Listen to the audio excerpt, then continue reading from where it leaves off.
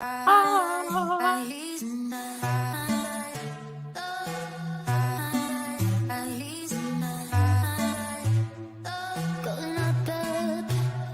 look down.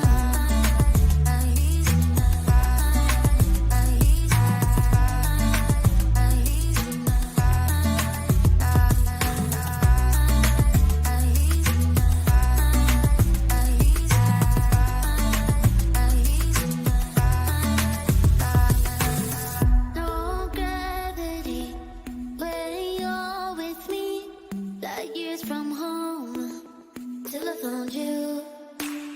A galaxy in front of me, going up above. Don't look down.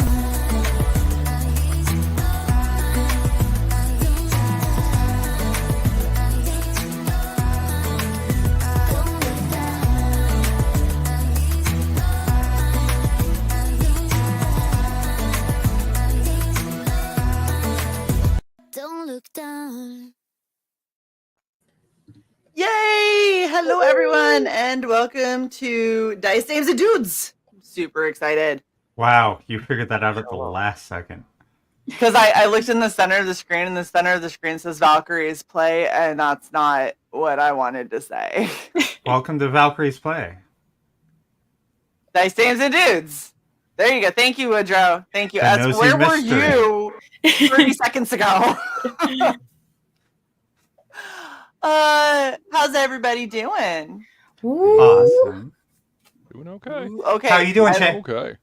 I'm good. I'm tired, but for good things. I hung out with friends yesterday. Actually, I dragged Alex along to go celebrate one of my friends' birthdays, and it was awesome, which is rare for me to go out and socialize with other people and enjoy it, but it was fucking awesome. Love Yes, So- and now apparently one of Shae's friends has a confusion boner for me, so that's two. Accurate. Yes, that is now a thing. And I think at one point I had said something about Alex being mine, and they corrected me to, I'm sorry, you mean ours? I was like, oh, no, share. What is Do I have happening? to fight you now? I think I have to fight you now. So, needless to say, everybody got along pretty okay. And then we worked out a price for stepping on people. Oh, and We did. what's It's, the market price? $200. Oh, Yeah, $200 per step. not too bad. That's pretty reasonable. Yeah. I feel like, look, I get a nice stiletto. You want me to step on your throat? Pay me $200. I have those big boots. I'm okay with it. Luke, There you go. keep having that I look. will but when never understand the goddamn internet. Just look at it. Look at it this way, Luke. When Sai and I are millionaires, and we have our compound, and you and Jen have your little bungalow on said compound, just know that it could have happened because of stomping on people's throats for money. I don't. Let's see not a go to problem the with it. internet. 'Tis a silly place. Want to be a millionaire? Learn to draw furries. Oh man. I know. All you. By the way, have you all seen the you. book that I'm drawing? One of the main characters is a wolf man, so Oh God.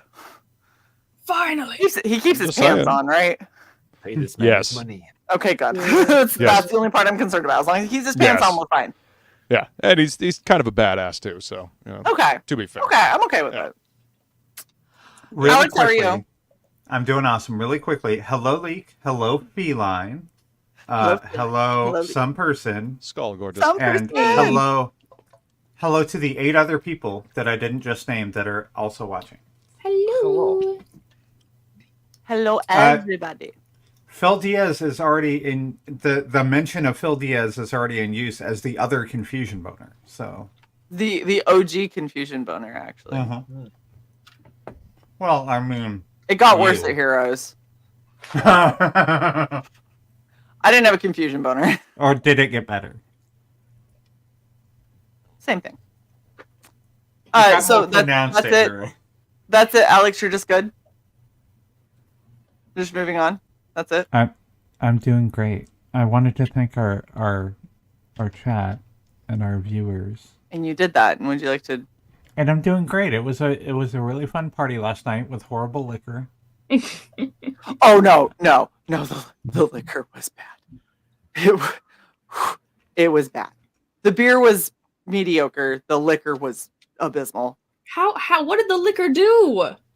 It started mouthing off early in the evening. I was about to say. Smacking around. It was a real cheap bottle that was still horribly overpriced for the quality that came from a specific place. Okay. Glass. It was That just is bad. why it was expensive. It was just really What bad. kind of liquor event was that? Was it bourbon? No, it was. I don't know what it was. It was 100 proof, whatever it was.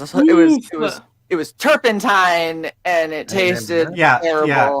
They didn't make it smooth at that proof.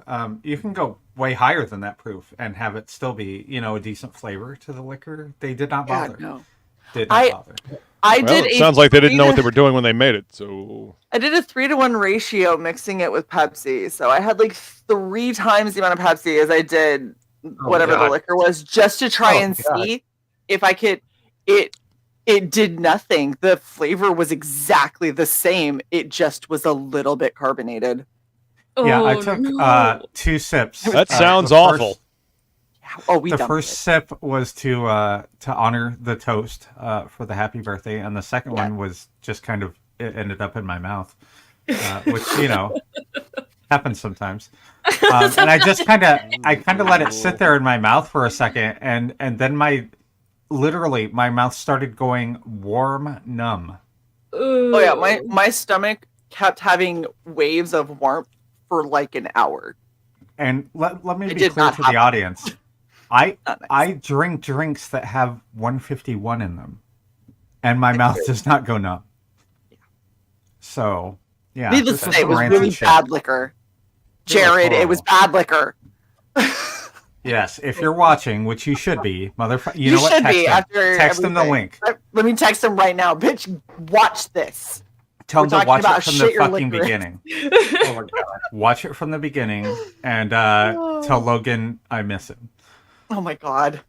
You have Logan's number. You can just text him. Tell Allie she has great hand size. That's it. I'm doing great. Luke, how are you? Fine. Aside from being confused at this point. No, not confused. Just Not confused. anyway, yeah. Doing fine. Catching up on commissions. Just finished the line work and the inks for the bookmark that is a stretch goal for the Good Stuff's cookbook, which they just launched today. Hey! Oh! Happy launch day! I have a thing about that actually. I just reached out with I them mentioned. today. So it's not super. I'm not giving you the tea because you got to come to this channel to see the actual. I was gonna say you're not really allowed to say. But there's a part that I am that goes to the campaign. I'm just saying that I'm involved in. So like be here on the 11th, but also don't miss all the other shows because they are doing like bomb ass giveaways all fucking like the rest of the week, aren't they? Jace, they will be on my channel tomorrow at I believe it's 7 is when we decided to do a what's in the box or not a what's in the box a new book Who Dis. And then, provided that the feline has power again, she's still waiting on getting power back. They will be going on her channel for a second launch. Ooh. And potty time, potty. Yep. But yeah. Nice. So yeah, And just they'll be finished on the Regen next Friday. Yeah. Yep. Yeah. That's what they said. Yeah, they're gonna be all over the place. And feline is doing the cutting boards, which they have been those plastering cutting all over. boards look so nice. They are pretty fucking awesome. The laser engraver that she's got is pretty fucking dope. She's been making some really cool shit with it. She will have power back someday, so they will get engraved. Oh, they're all the boards are already done. The boards are all done already. Done it. Yeah, she's already got them done. And then lost power. Like yes, she got them done long before the power. That's what happened. That's what happened. The laser sucked all the power out of the eastern seaboard. I mean, it might have been the hurricane. Might have been. Maybe. That doesn't sound right. Yeah. Nah. Clearly, she engraved too many cutting boards. That's what it was. She was on an engraving tear, that's for sure. But yeah, they all look fantastic, and they're really nice looking cutting boards. Got the Eat Good Stuff logo in it, and then her logo on the back. Yeah, they're pretty badass. Super cool. Woodrow, how are you? Doing good. Last week, my grandma haggled the floor salesman guy who was giving us the estimate down from 15,000 to 7,000. So that was pretty dope. Whoa, Go, Grandma! Yo, Yeah. Grandma! Go, Grandma! Yeah, it helped because my mom, Grandma. she's a Home Depot rep. Well, she's in HR there now, but she worked at Home Depot a lot of time. Used to do all the special order shit, so she knew everything he was talking about. And I think she made him start sweating. So then when my grandma just was like being an anchor in the mud and being like, "That's just too much. That's just too much," she did the whole "let me call my boss" thing. Got it down to like 9,000, but then she still said that's too much, and he dropped it another 2. So it was pretty cool to watch. But other than that, let's see. Next week, I'm gonna need Grammy's help. Wait, did Grandma step on the salesperson? Oh no! Stop it. No. She didn't have to. But then Look, next you week, use what you have. Yeah, exactly. You have to use all your resources.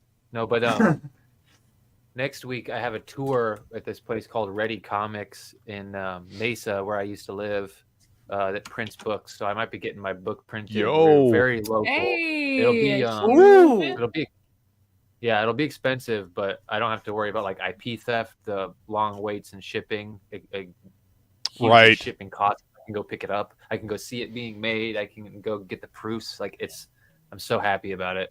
But that's kind of what's been happening with me. Ooh. I really hope that works out because that's That'd be like amazing. such an insane amount of oversight that you can have that most people don't ever get. That is- And find out if they can print other stuff like your posters, your mini posters, any other Yeah, how little much you can like tchotchkes that you're bundle with doing. them. Yeah. Yeah. I'm also asking him some questions for Shelby too about like some interesting cover printing stuff. So that should be exciting. Hopefully, me naming Yeah, them will get me. Can they print on ramen noodles? That'd be exactly. good. For That is a something. huge question we need to answer. Clearly, that's what Shelby needs to know. Yes. Grind them up and reprocess it back into paper, but ramen. Yeah, exactly. Yeah. Exactly. Rice paper. Hey, I found a small company that makes paper out of rocks. So I'm gonna say if they can make it out of rocks, they can make it out of ramen. Mm-hmm. Yeah. That makes sense. It's Yeah. easy math. They can make paper out of anything. Accurate. I want bone paper. Oh god. Raven, how are you? Man, well, thanks for asking. You know, I was just thinking about how one might go about obtaining some bone paper. So I'm feeling God damn it, curious Raven. today. Every time Raven sees me attempting to rapidly pivot, she's like, "What if we went right back there, though? Like, what if we just circled straight back?" But wait, Bone there's paper, more. $200. Oh man, but I'm doing good. I'm doing great. I'm excited to be here. I had a Red Bull and a bottle of water, so I'm feeling good. Nice. My Ritalin should kick in about All energized. Yeah. I just ate a Snickers and a half and got a new Mountain Dew. Huge. Okay. Shae, I'm Enjoy the saving this other diabetes. half for you. Cool. Is everyone good? Are we ready to start? Feeling it, yeah. Yes. So it would seem. Well, Okay, I think that we kick it over to Woodrow. Sweet. All right. Last time on Dice Dames and Dudes, the party encountered a company called Vault, known as a treasure hunting business, claiming they delve into dungeons and historic ruins to pull out magical artifacts. Quickly gaining the advantage by surprise, the Vault forces were scared off the surface and back into orbit, claiming the dungeon's prizes for themselves. As they head back to the metal jungle of Starfall's megacity, they find that the day is all theirs. You guys prepped for the ultraviolet mission by having Shelly install some animal arms on the entire party. So that's taken up most of the day. So the time to infiltrate the ultraviolet draws near. So let's go over some things before you guys decide to head there. You do know clubs like this will pat you down and search you for weaponry. So you have to decide what kind of weaponry you're taking in, preferably something you can hide, or maybe if it's big, you could possibly bribe them to let you take it in, maybe. But usually you want to stick to things you can kind of hide on your person somehow.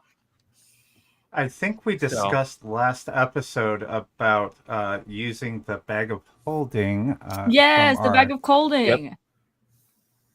Yep. Yes, we're going to put it in my little pocket mini fridge. Or Vidar's bag of holding. So has a bag of holding too? I have a bag of holding, yes. Oh, I thought it was just me. No, I made one for myself. My arcane infusions. I also have a pretty high sleight of hand, but I have to use digital dice, so I don't know if we want to rely on that. No. Digital dice are evil. Where's your Cheshire, goddammit?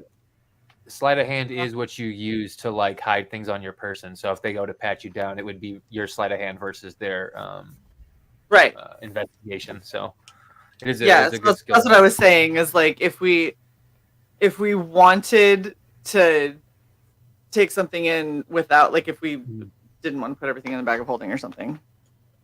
And then also keep in mind, if you wait for action to start off, that means you have to get your weapons out in initiative order. So that means like the first round, possibly first 2 rounds, you might have nothing. So it might be smart to hide something small on you, or just rely on the fact that you're going to be down a weapon the first round of combat, more than likely.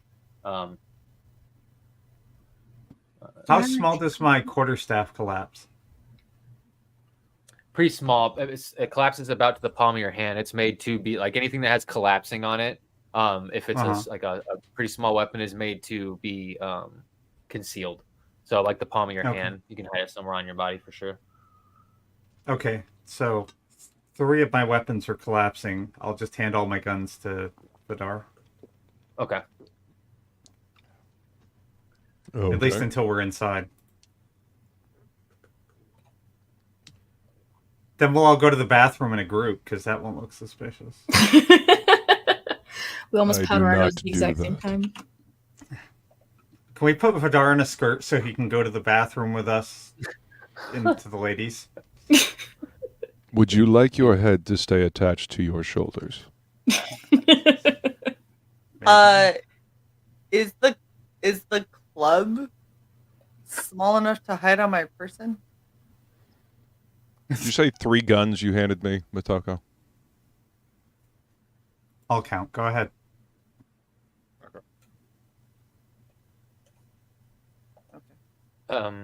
Okay. Yeah, I'm pretty sure 3 guns were given to you, Vidar. Okay. And then 2 guns and a rope dagger. The club you can hide on you, but it's not going to be as easy as smaller items. So right, they'll have advantage on spotting it. Essentially, they'll get to roll advantage for the club. Even with my proficiency in sleight of hand. You'll just have a good chance of hiding it with your proficiency. Okay. It just gives you a higher chance to hide it. So the new dart gun that I got, the sleeping dart gun, how big is that? I'm trying to see. It's like a handheld firearm. You could try to like put it somewhere in your shell or soming like that. Yeah.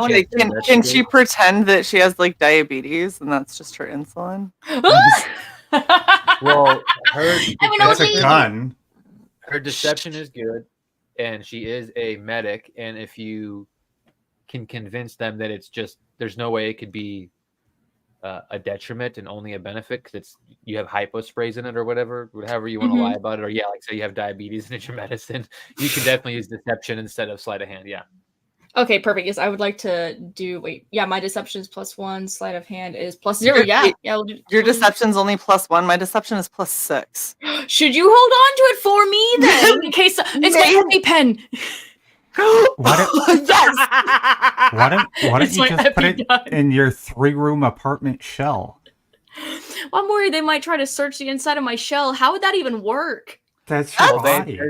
there's devices they use to scan. It's not like they're. Oh, necessarily okay. I was gonna say someone's gonna crawl around in your shell. Yeah, Really, place a really squirrel inside my invasive. shell or something. People have X-ray and all kinds of ways to Put the scan. shell on the coat rack. Wait. Does that Hold mean on. that we could like put up X-ray blocking material on the inside of her shell? Yeah, let me just cover the inside of my shell in foil. Yeah. The foil won't work. If you want to spend a lot of money, you can do that. Yeah.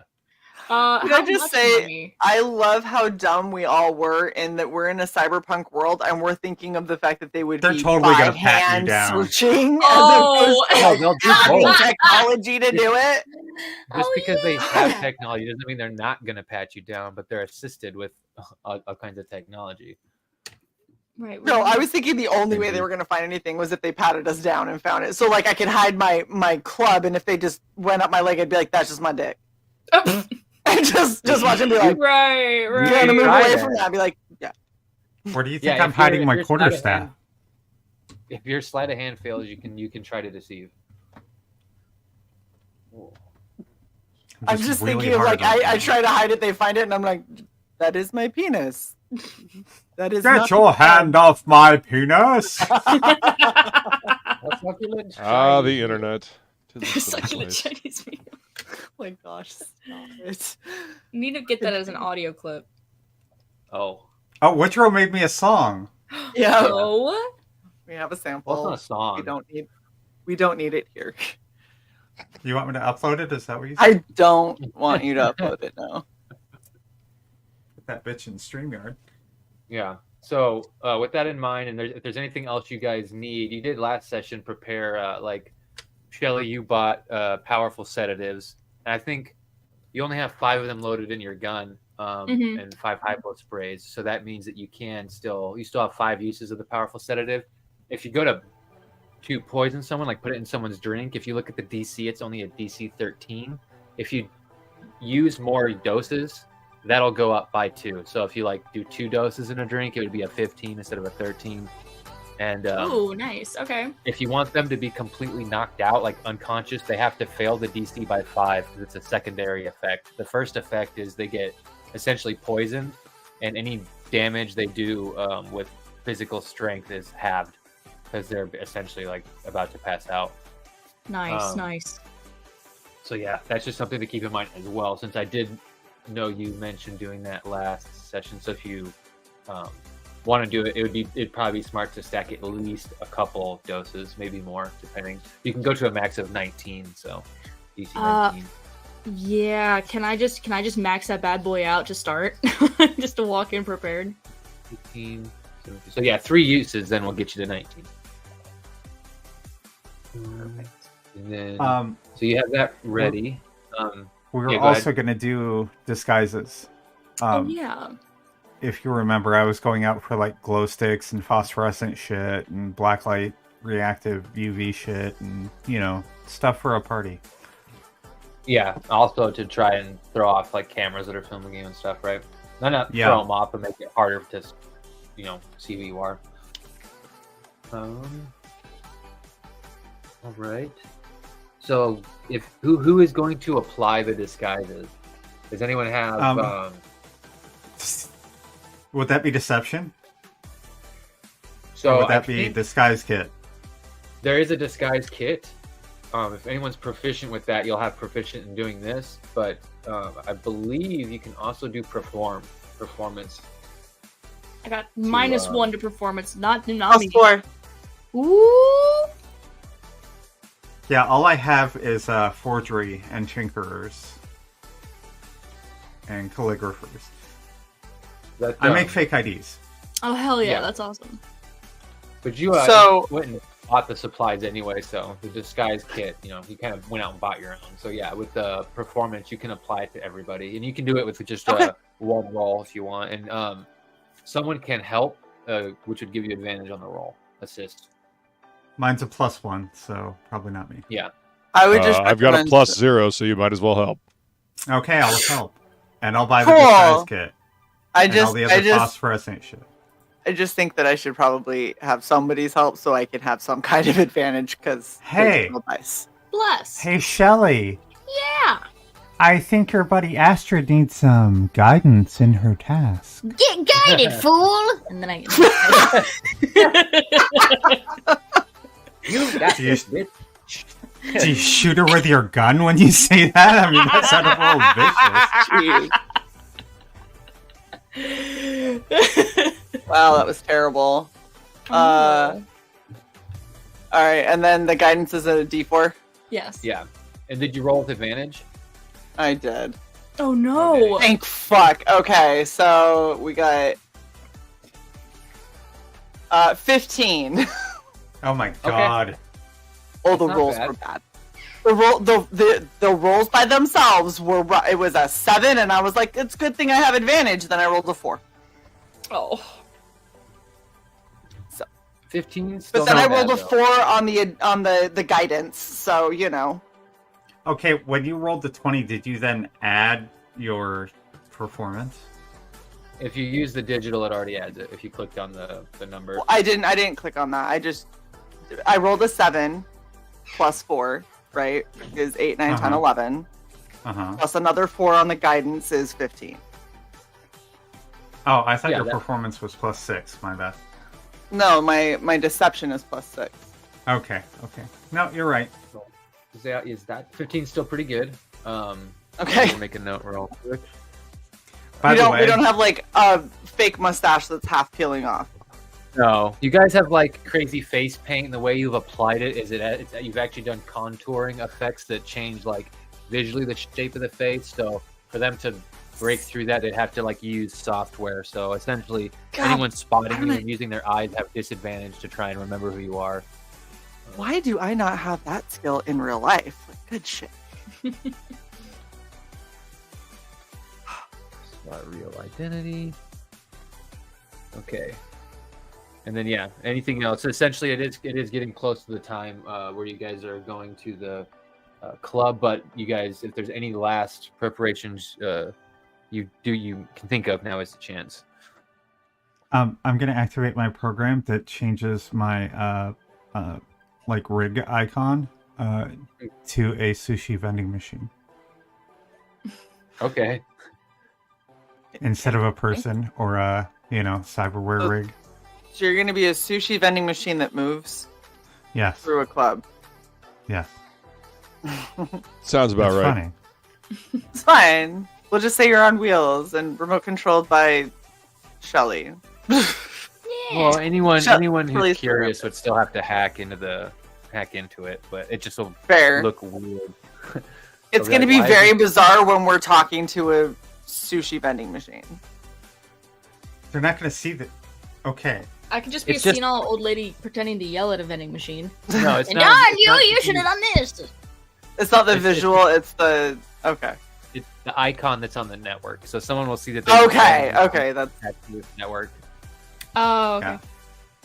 They're not less gonna look bizarre. at me and see a digital sushi I was vending machine. worried that you were trying to be like, my disguise and my cloaking, whatever, made me a No, vending when they- machine. I was like, that's going to be fucking weird. Yeah, when they try to pull up the rig on, like the On the network. the pan signal or Okay. whatever for Motoko's network that you're all connected to, they'll see that there's a sushi machine connected to it.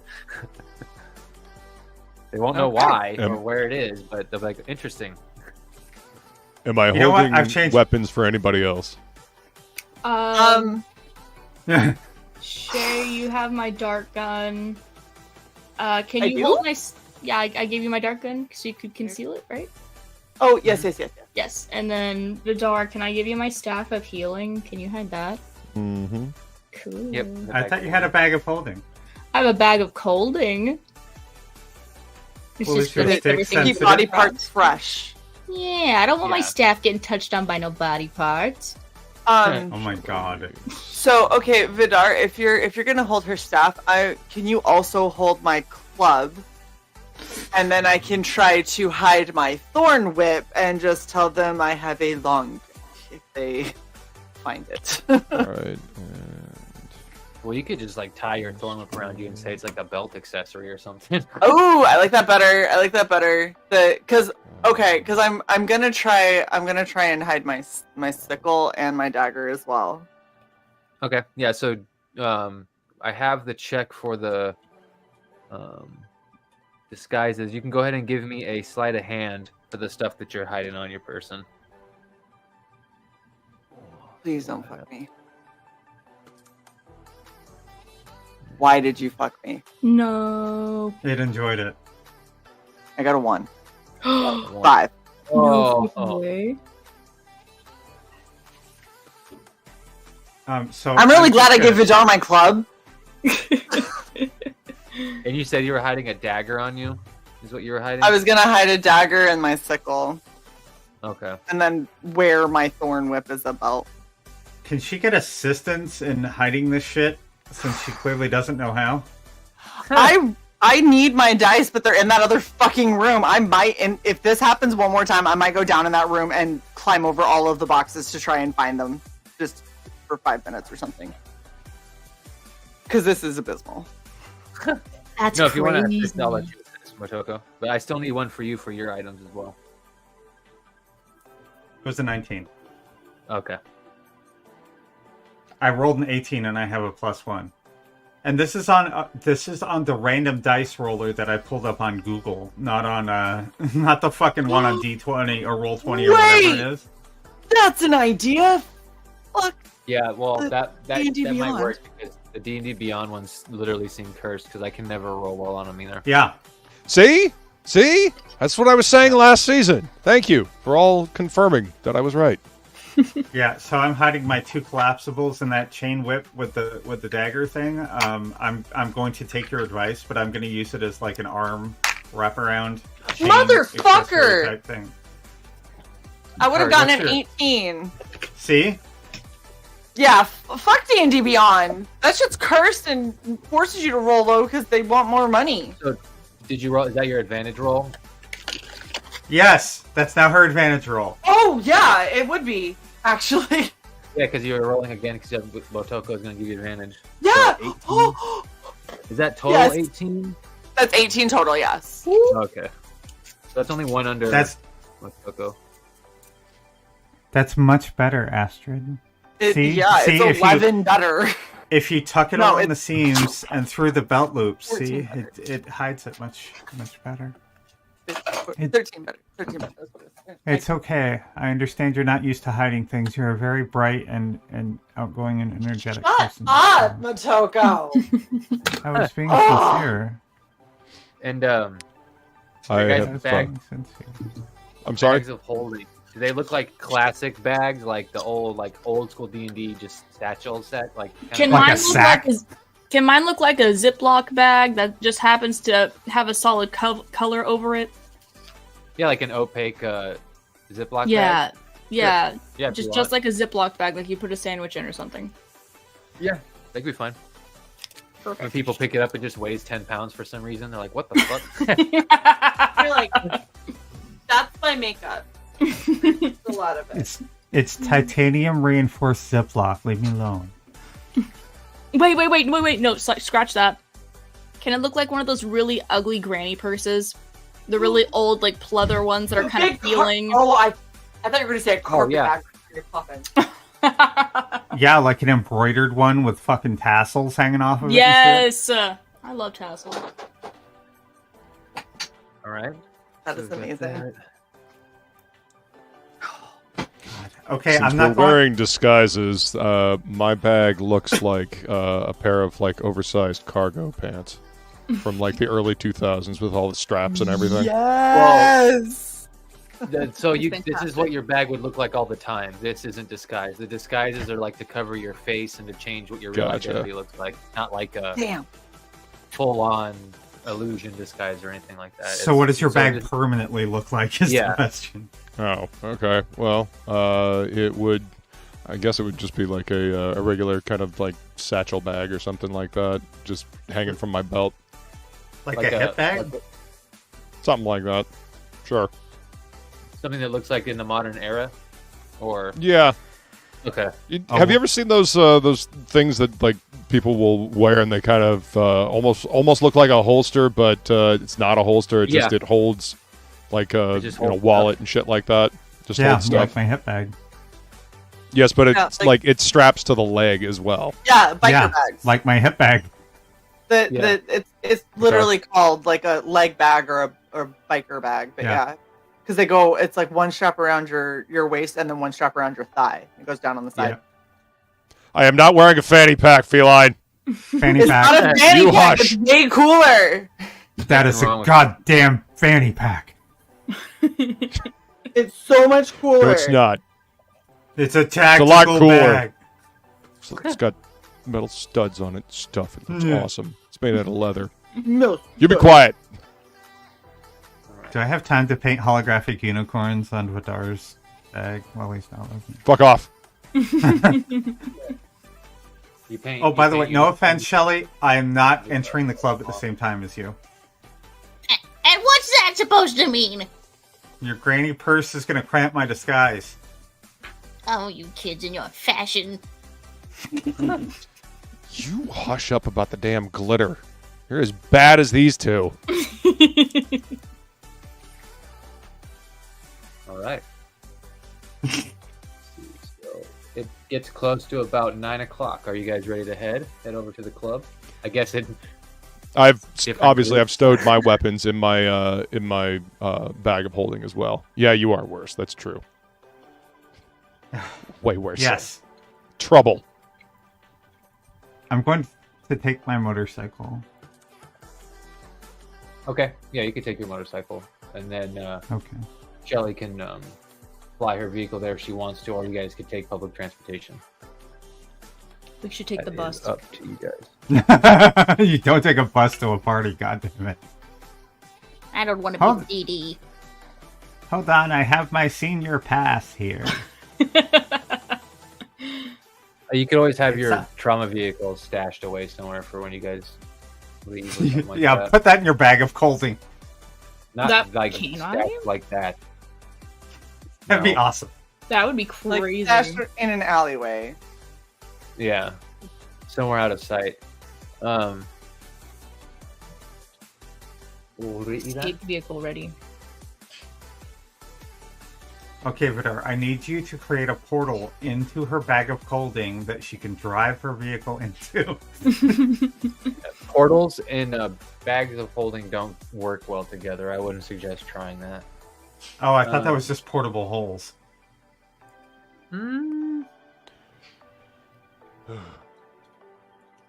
Are you trying to destroy the entire planet? No, but I did see a cool weapon design for a thing that combined a portable hole with a bag of holding on a launcher that launched it at enemies.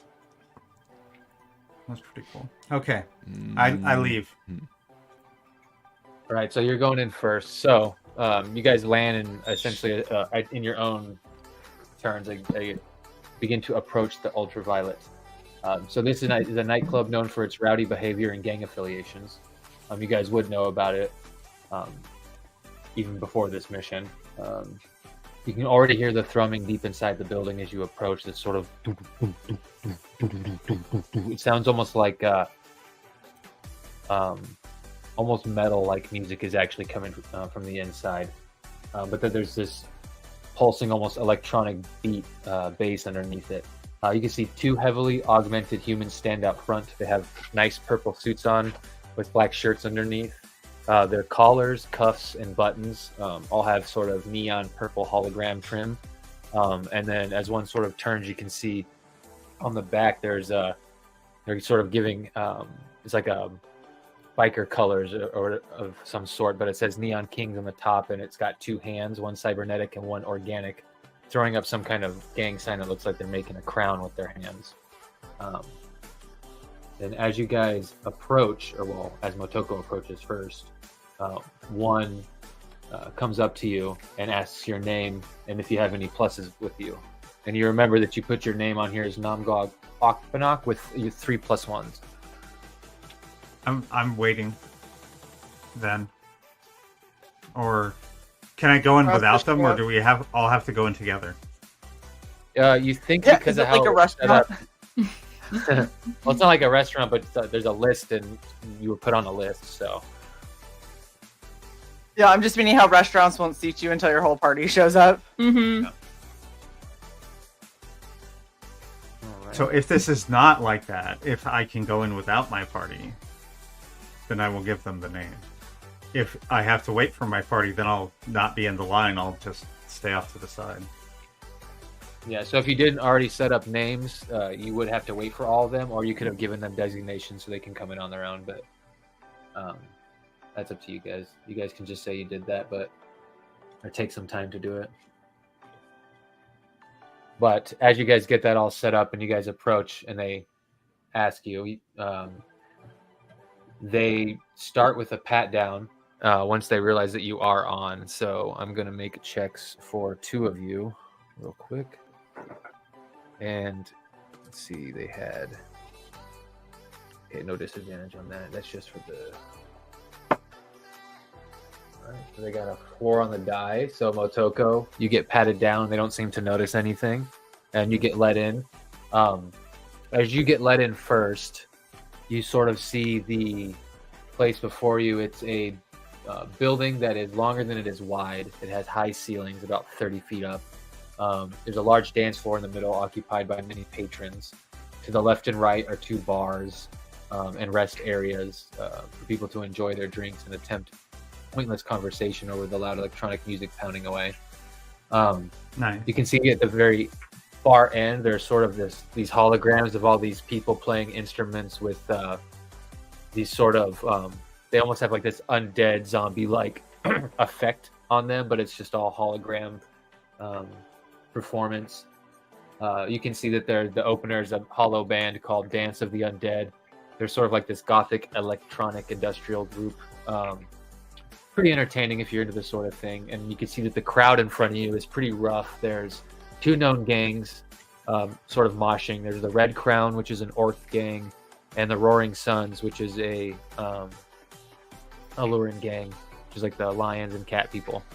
And they're kind of like testing each other's boundaries, moshing in front of you as you walk in. Weren't the Red Crown in last season?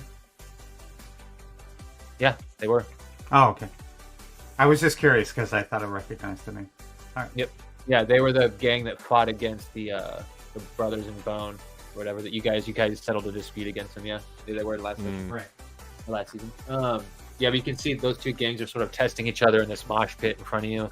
And then there's more patrons on the other side of them on the dance floor, sort of enjoying the music and the hollow show. Everyone else sort of makes their way in, and as you make your way in, Astrid, they pat you down as well. And another 4, so the same exact thing on you, so you make it through. As the other 2 come in, you can see they sort of pat you down and pop open your bags, but nothing seems to be in there. You, Shelly, one of the guys, reaches his hand in the bag real quick and sort of takes his hand out and kind of shakes it like, poof, cold in there. You guys make it in. They don't find any weapons because bag of holdings, you have to know what you're looking for to feel anything. Oh, So Very nice. that's cool. Literally. yeah, Yeah. you're not sure if your target is here. You do know what your target looks like because you were given a dossier on him. So if you guys want, you guys can either split up to do an investigation or perception checks, whichever you want to do. Investigation would be more of walking around the crowd, like talking to people, getting real close to them, and initiating conversation. Perception would be like laying back, doing the sort of ranger thing, just sort of scoping everybody. I'm doing perception because it's what I have a plus in, and I rolled a nat 20. Ooh. Okay. So one is perception and one is Investigation if you're getting You close. roll one or and the talking. other. Yeah. So 25 All right. total. Investigation. perception was 22. 22. All right. Plus 3. 21 for investigation. Nice. 18 plus 3. 11 for investigation. All right. So we'll start with the 11. Oh, So, no. Ellie, Shelly as you're sort of never walking around, you're looking, scoping people out. You notice that there's people having conversations in the side little cubbies, and you get sort of caught up on the drinks. You had this idea that at some point you're going to be spiking someone's drinks. You get caught up in that and kind of take position by one of the bars. Is there any bar, the left or the right one, you'd rather be seated at? I'd like to go to the right. The right? Okay. So I will put you here now, and I'll start getting in position. So, since I forgot to mention that I gave these to Vidar real quick, I gave him my grenades. Oh, okay. I'm not going to so say I've got 2 guns, those. a baton, and grenades. Is that right? Sounds It's about a right. Yeah. club, but yeah. Yeah, you've got her club. Not. I don't have a club. Okay, I so you had just gave me 2 collapsibles. guns and your grenades then. Yes, correct. All right, And just then- making sure that I have this all written down. Thank you. Appreciate it. Vidar. Yes. You had the next perception. Yeah, 21. 21. You come in, you see the same thing, the mosh pit in the front, people on the other side of it, and you're sort of scoping everyone out. You move a little further in than Shelly. Do you want to go on the left side of the bar or the right side of the bars as you're sort of walking around? The right side. No, Vidar, sorry. Oh. Yeah. If she went to the right side, I will. Okay, I'm up here. go check out the. I'll check out the left side. And I can't see. Let me check real quick. You have the. Okay, cool. I couldn't tell if it was open or not. So you're going up the left Yeah, I side. brought it up. You sort of walk up this way. You pass 2 Goliaths at the bar, chatting. You can't really necessarily make out of what they're saying, but you can see that they're deep in conversation. And what you do notice is as you're sort of walking up this way, you notice that most of the people here seem to be enjoying each other's company, talking with each other, except you do notice 2 people that sort of stand out in an odd way.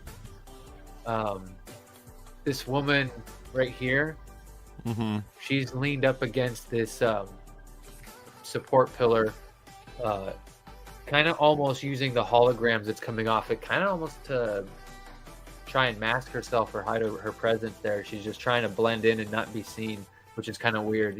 That would catch your attention.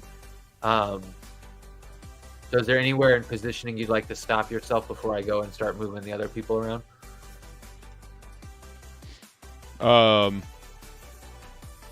Where is the band at? So they're up here at the top. There's no actual physical band. It's just a hologram projection up here. It's like they're being broadcast essentially to this club.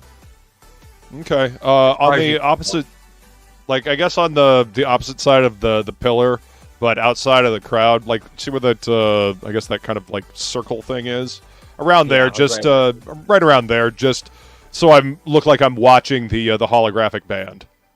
Okay. And then Astrid, you had the next highest. So, which way are you? Are you following more Vidar, or are you going to follow Shelly?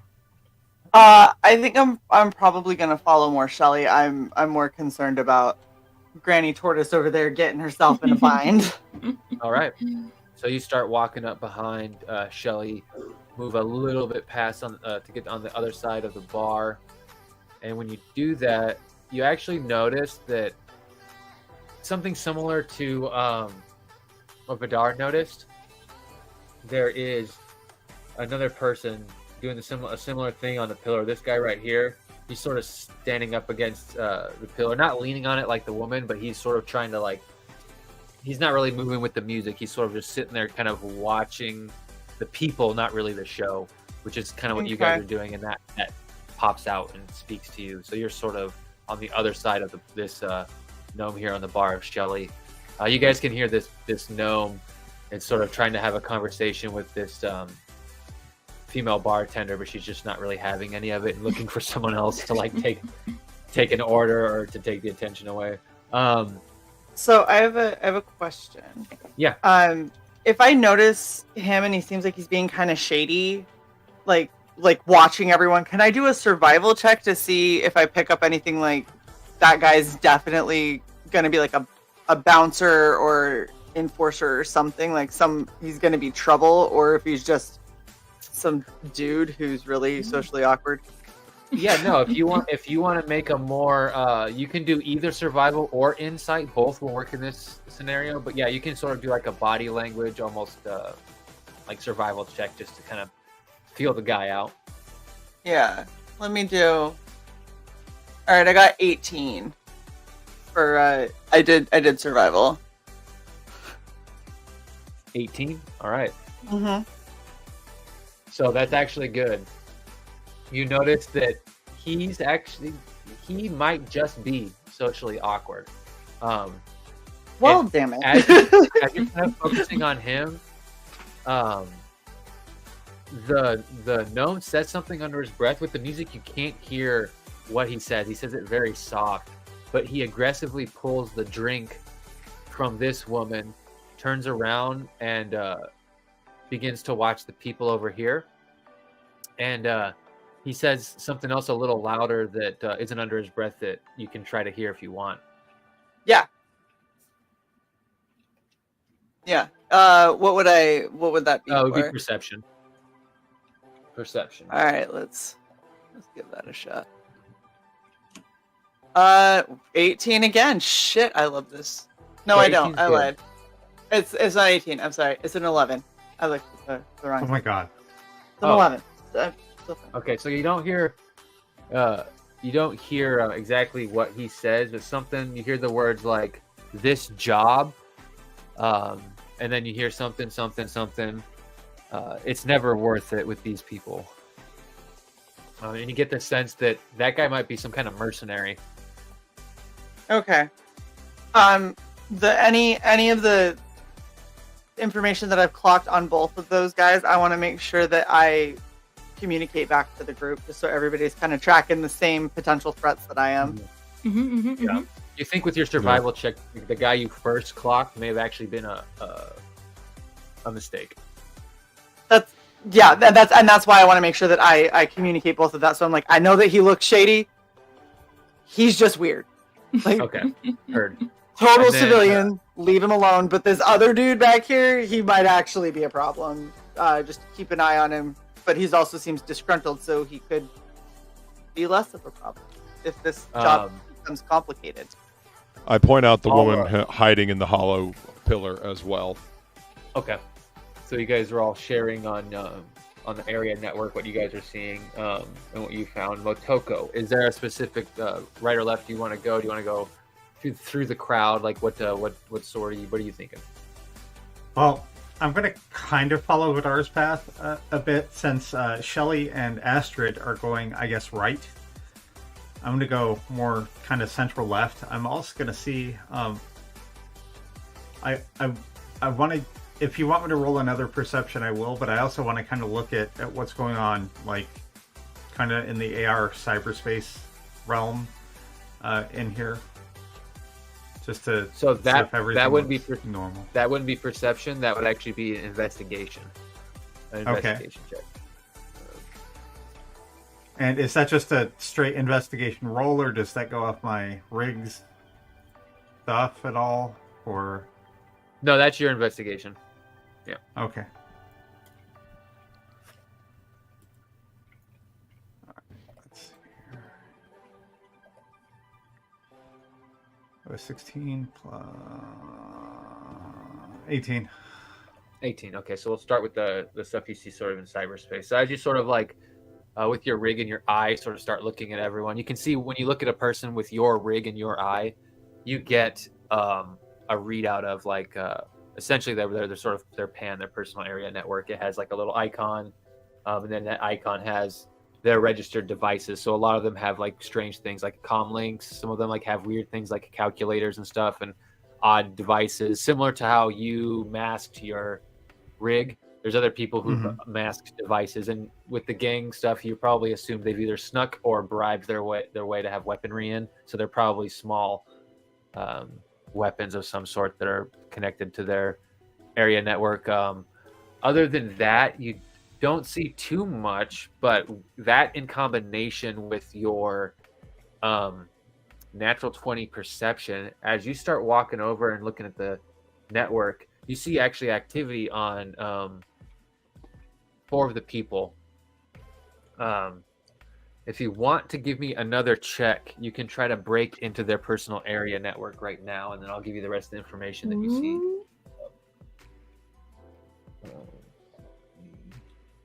And this is a perception or a This is investigation? a used computer. Used computer. Okay. Dirty 21. Nice. Okay. That I believe Plus 6 helps. I am opening. Yeah, it does. So the 21.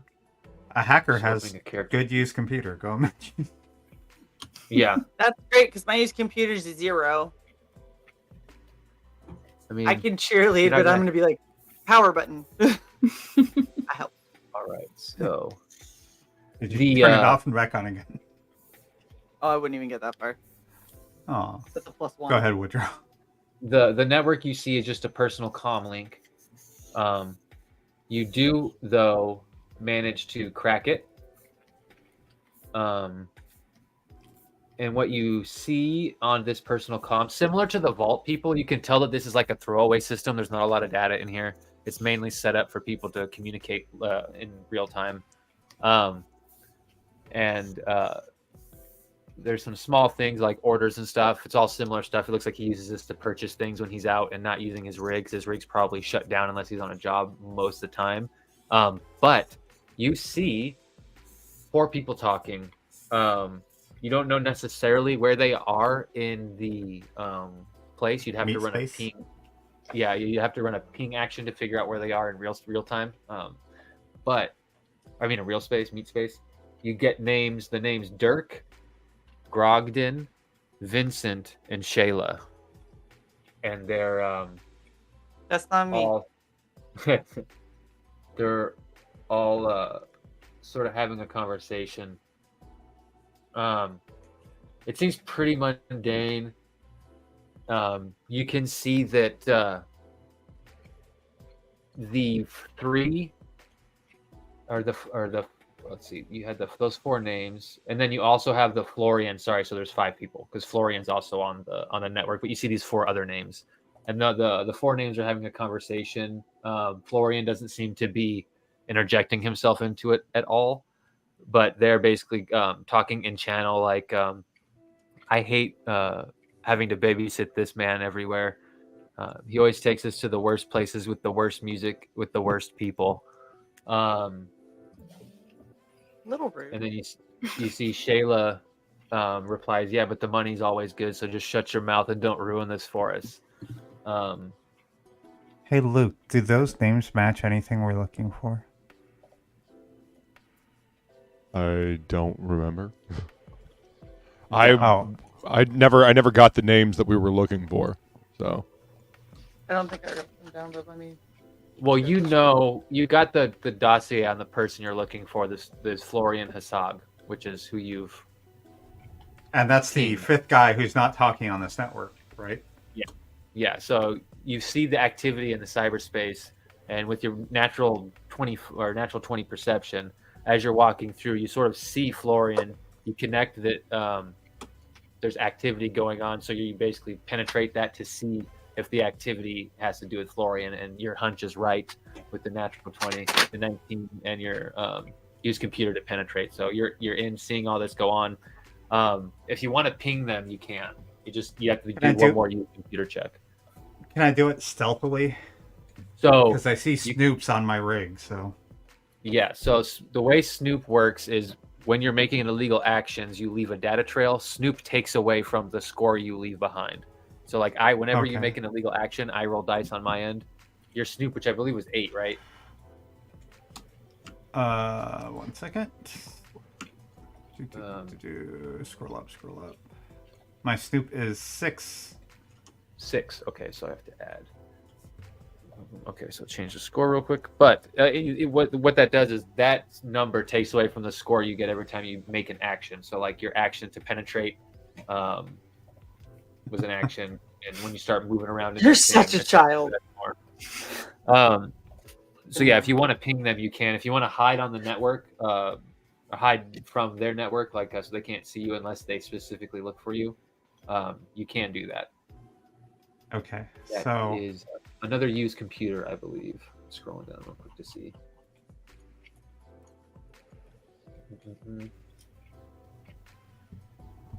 So I rolled a 23 on the ping. I rolled a 24 on the hide. Okay. So I have your total for your hidden actions. 24. The ping 25, so that's 2 more. So that's 16 minus 6 would be 10.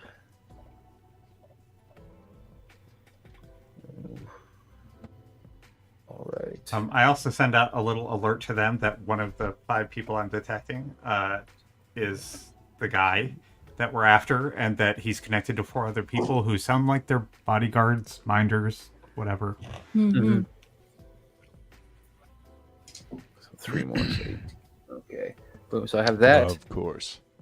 And as you ping them, I am going to... Let's see if I can... You are now on fire, and No, you're not on fire. Not yet.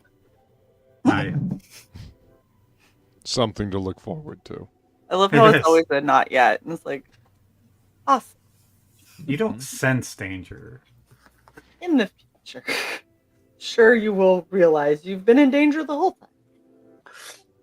So the guys who have been now highlighted in red, you all see on the network have been pinged, and you can sort of see that they are people of interest from Motoko's Pan network. Okay. Gotcha. So you can see that there is a human over here who's sitting at the table drinking. There's this person leaned up in the holograms. There's this gnome over here at the bar drinking and being angry. And then there's this guy here that's an orc. Looks like he's trying to blend in with the red crown, but he seems to be not even watching anything but like the action that's happening over here. So he seems to be... So two of those are the ones that Vidar and I already kind of were like, hey, I think that they're okay. I'm just making sure it's the same people. I didn't miss it somehow. Yep. No, you corrected with that. You asking to make a survival to body language was smart. Mm-hmm. So yeah, you actually pinged the note. I'm proud of myself. I'm learning how to D&D. Yeah, it was a good call. And I was trying to which one was the boss? The middle, the guy that's on the floor, dance floor, who's not really dancing, but he is sort of enjoying. He refuses to dance and watches everyone. Yeah, no, he's there, sort of trying to enjoy the company of women while he watches the. Can you wave the cursor at him, because I just see 50 fucking people. I'm sorry, I'm on a very small screen right now, so. You're good. This guy. It's the one. Okay. Yeah, got it. That was a very smart way to do that, Woodrow. And then right on the other side of the pillar from you is the mercenary orc, and then up here at this table is the guy drinking alone, and then the gnome is basically across next to Shelly and Astrid. And then now that you see these people where they are, you're in the network, you can see them talking. Is there anything any of you want to do? Because you're not in initiative. Anyone who has an idea can sort of start. Oh, and so go ahead. Real quick, Motoko, you do have a backdoor into the network of the facility here. You put a backdoor in when you guys scoped the place out. So if you need to do anything within the facility matrix, you can. So like drink orders, TVs, shutting the lights off, locking doors, stuff like that. You have access to all that because you built the backdoor last time. So right. Sorry, Shae. Does it make me a bad player to admit that I haven't actually thought this job through? Are we just jacking this guy for data? Are we stealing the guy and gonna rifle his pockets once we get him somewhere? I mean, that was actually my question. What is our objective with this job? To get his rig, essentially, or to hook up to his rig. You can like try to slide a hand and physically connect something like a dongle to his rig that you can backdoor, your way into, or you can try to physically take him. And it's up to you. You guys want to do stealth and more hacker mission, or do you guys want to fucking blow this place up trying to get him out of here? It's up to you. Ooh. You guys have time to talk. This is the Mez hasn't even started his set yet, Motoko. It is coming up, so you would get a message from him saying, "I see you're in the club. My set will be starting in about 30 minutes. I can help you from my end. So you know that if he's playing here, he would be in the system as well, probably, since he's a hacker like you, and he might be able to manipulate things. There's also some other skills he has as his character that you're not aware of, but he'll be able to sort of assist. So he does. When he called you and the last time when he gave you this mission, he did say he'd be able to assist you. So if you wait for him to go on, you'll have something to it, either advantage on checks or maybe some kind of plus, like a guidance or something. You're not really sure how he'll help mechanically, but he did say he can. So you guys do have like some time to plan. It's not like you have to jump and move right now. Cool. Is our target drinking? Not yet. I say we do stealth, we drug him, we slip him out of here, and then we steal his rig. I feel like stealth is probably that should at least be plan A. Yeah. Yeah, slip him a sedative and a laxative. Laxative. So if the sedative fails, he at least has to go to the bathroom to take a shit, and then we can... That's something you'd have had to prepare for. Like I said, when I gave you all that time, you'd had to think about that then.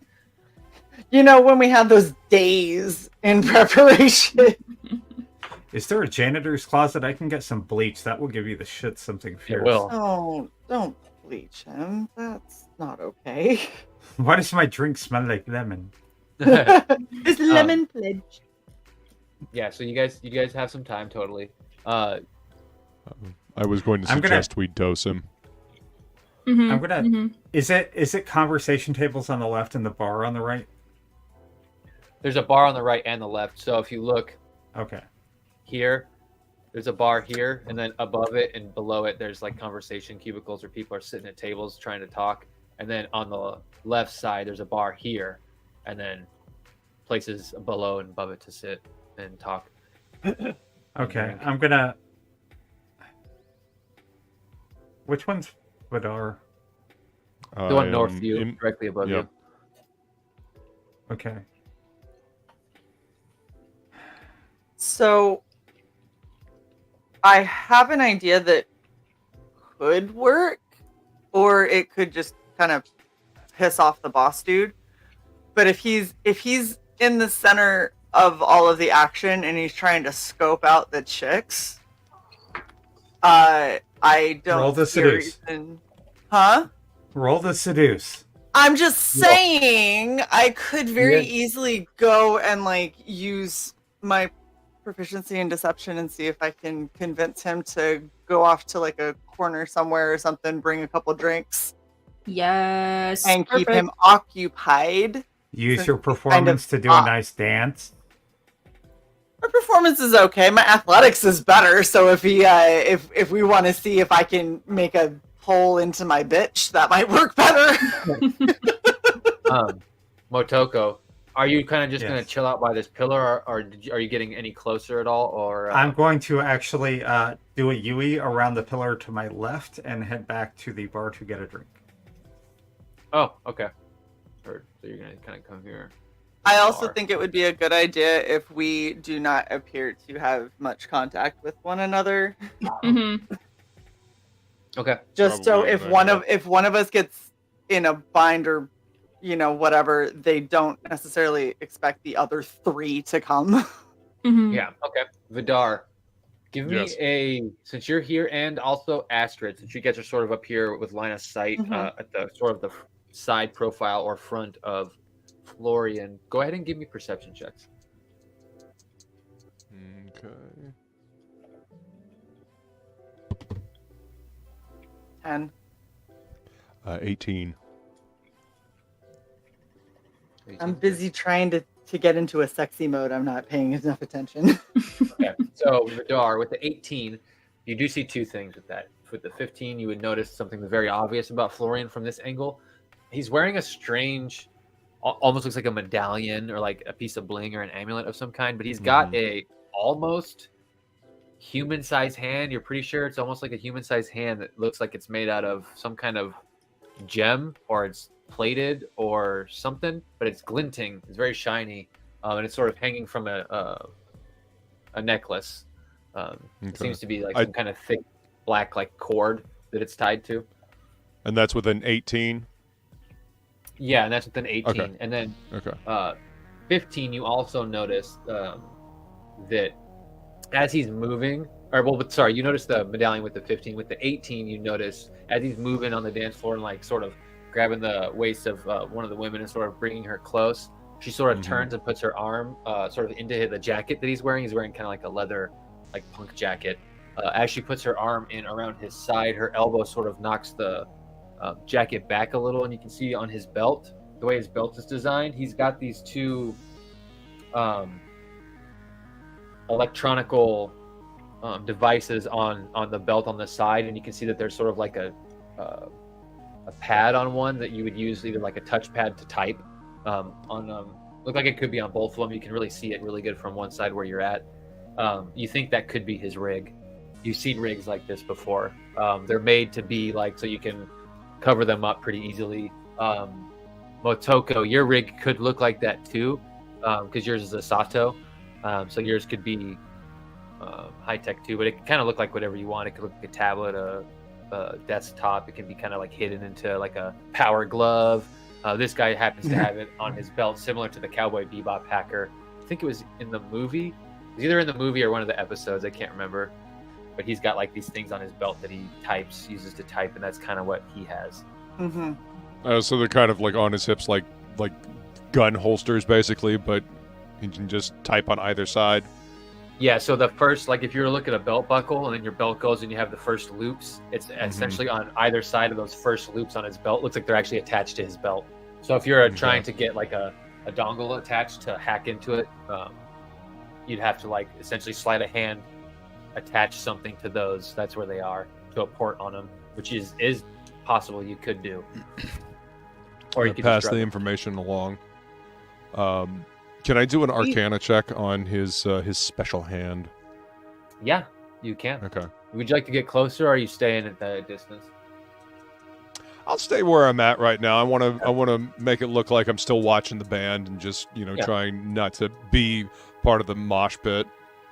So you've got not the best conditions, some people in between you and him moving, and you're trying to sort of focus on the amulet and get any sort of detail you can about it. So go ahead. Yeah, you can give me a check. The DC is going to be slightly higher than some of the other things you've had so far, though. Okay.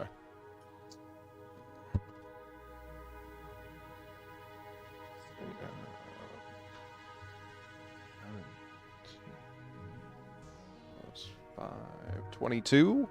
22 is good. It was a 19 DC, so nice. Woo! All right. I got a 17, and then I have a plus 5 in Arcana. So hell to the yeah.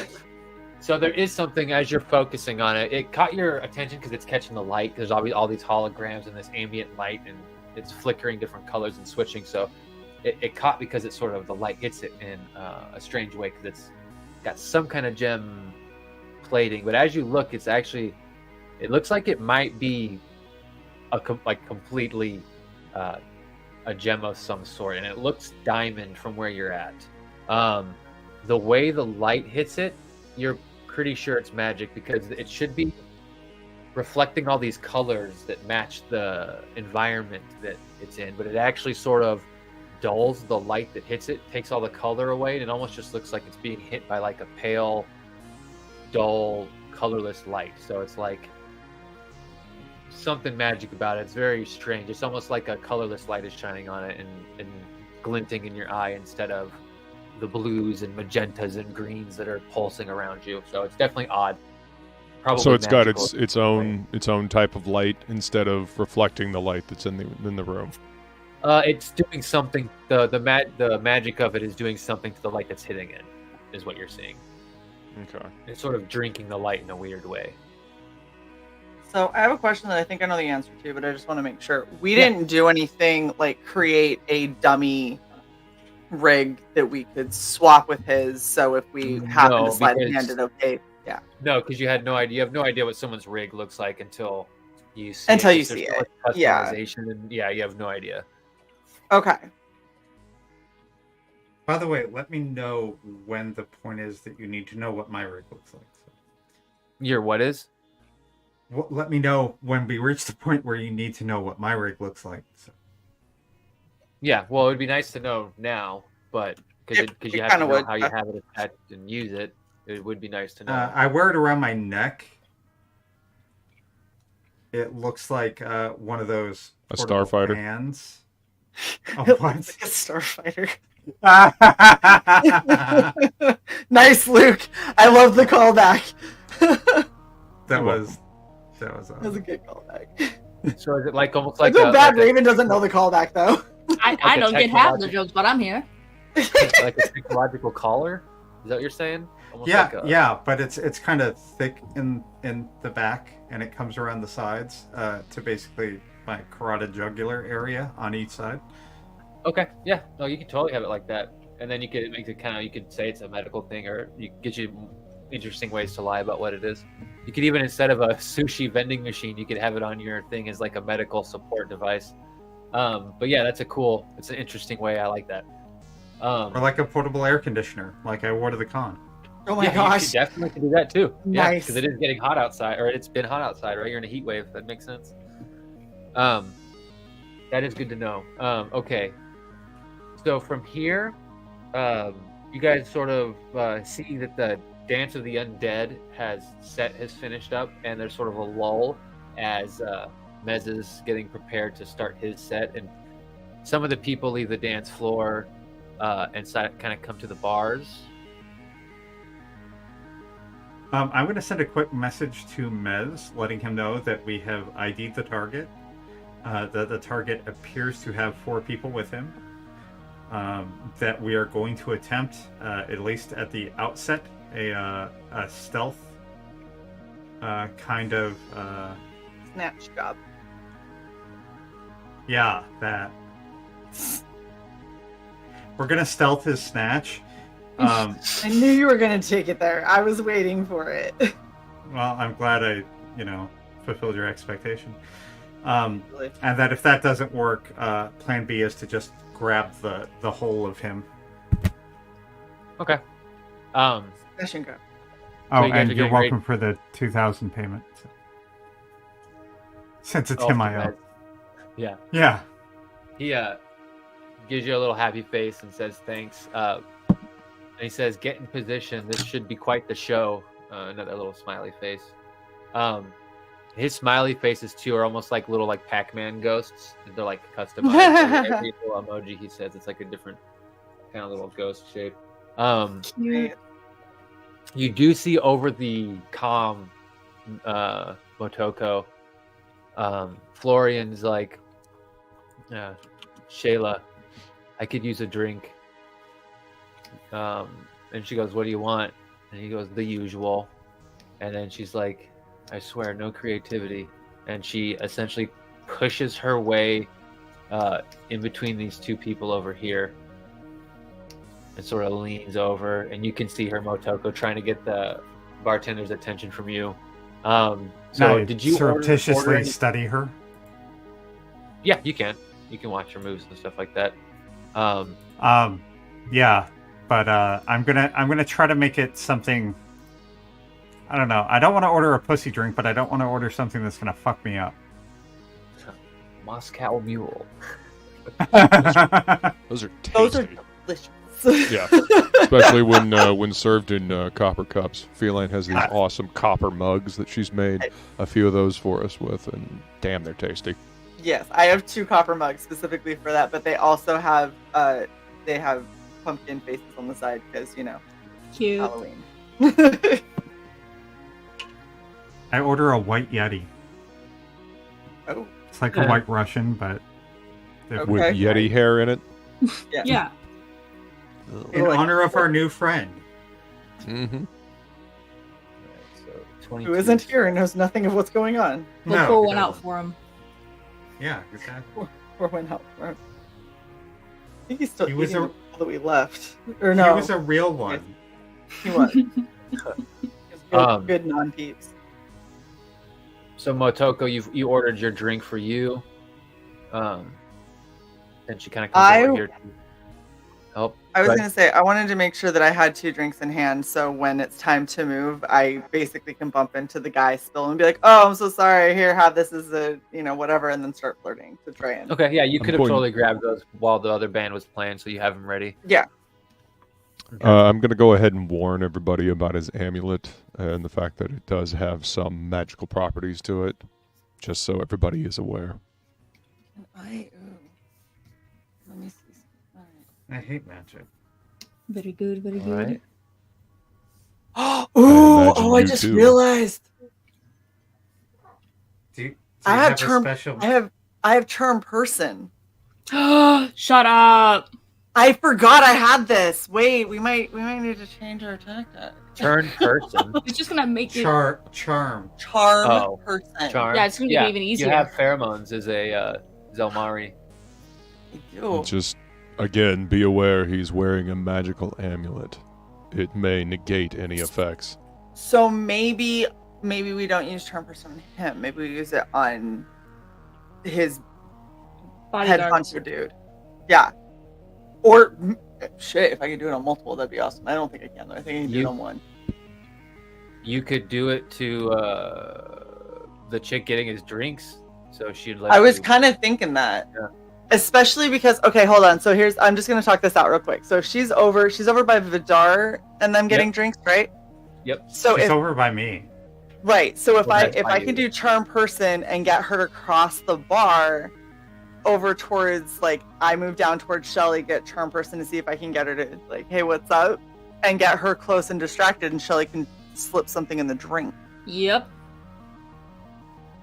What you got? That's an idea. What So yeah, if you guys What's wanted the to do something? That, what's the distance of charm person? 30 feet? Yeah, so you'd have to be at least 30 feet away, Okay. and you have to do a And I'm- sleight of hand check. You mean at most 30 feet away, right? Yeah. 30 Yeah, feet or most. less.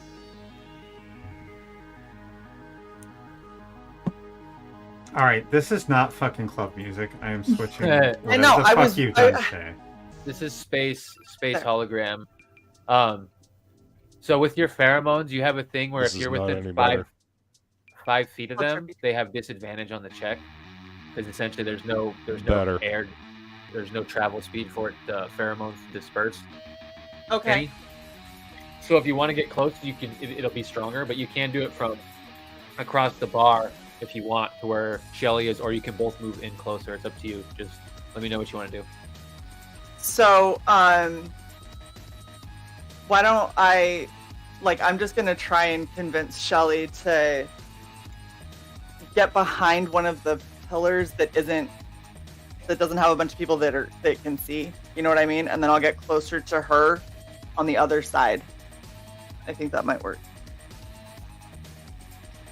Does that make sense? You look confused, Vidar. I have no idea what you're doing. Just don't fuck it up. That's all I'm gonna say. I'm just all I'm trying to do is get close enough that she doesn't have a way to avoid the pheromones, really. Well, that's fine. So All I I'm saying can- is that if you fail this, she's probably gonna know that you whammied her. Yeah, but if I'm not attached to any of you guys, then I'm just some super thirsty chick on the dance floor. Well, that's true. Okay. Motoko, I mean, that's do you right. want to get in place as some bait while they're getting ready to try and drug some drinks? I guess my question would be, who would I bait in this scenario?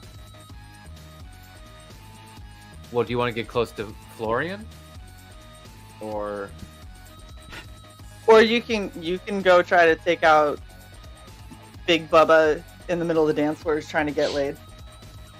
That's Florian. Yeah, That's Florian. that's the Oh. target. Yeah, that's not gonna be as easy.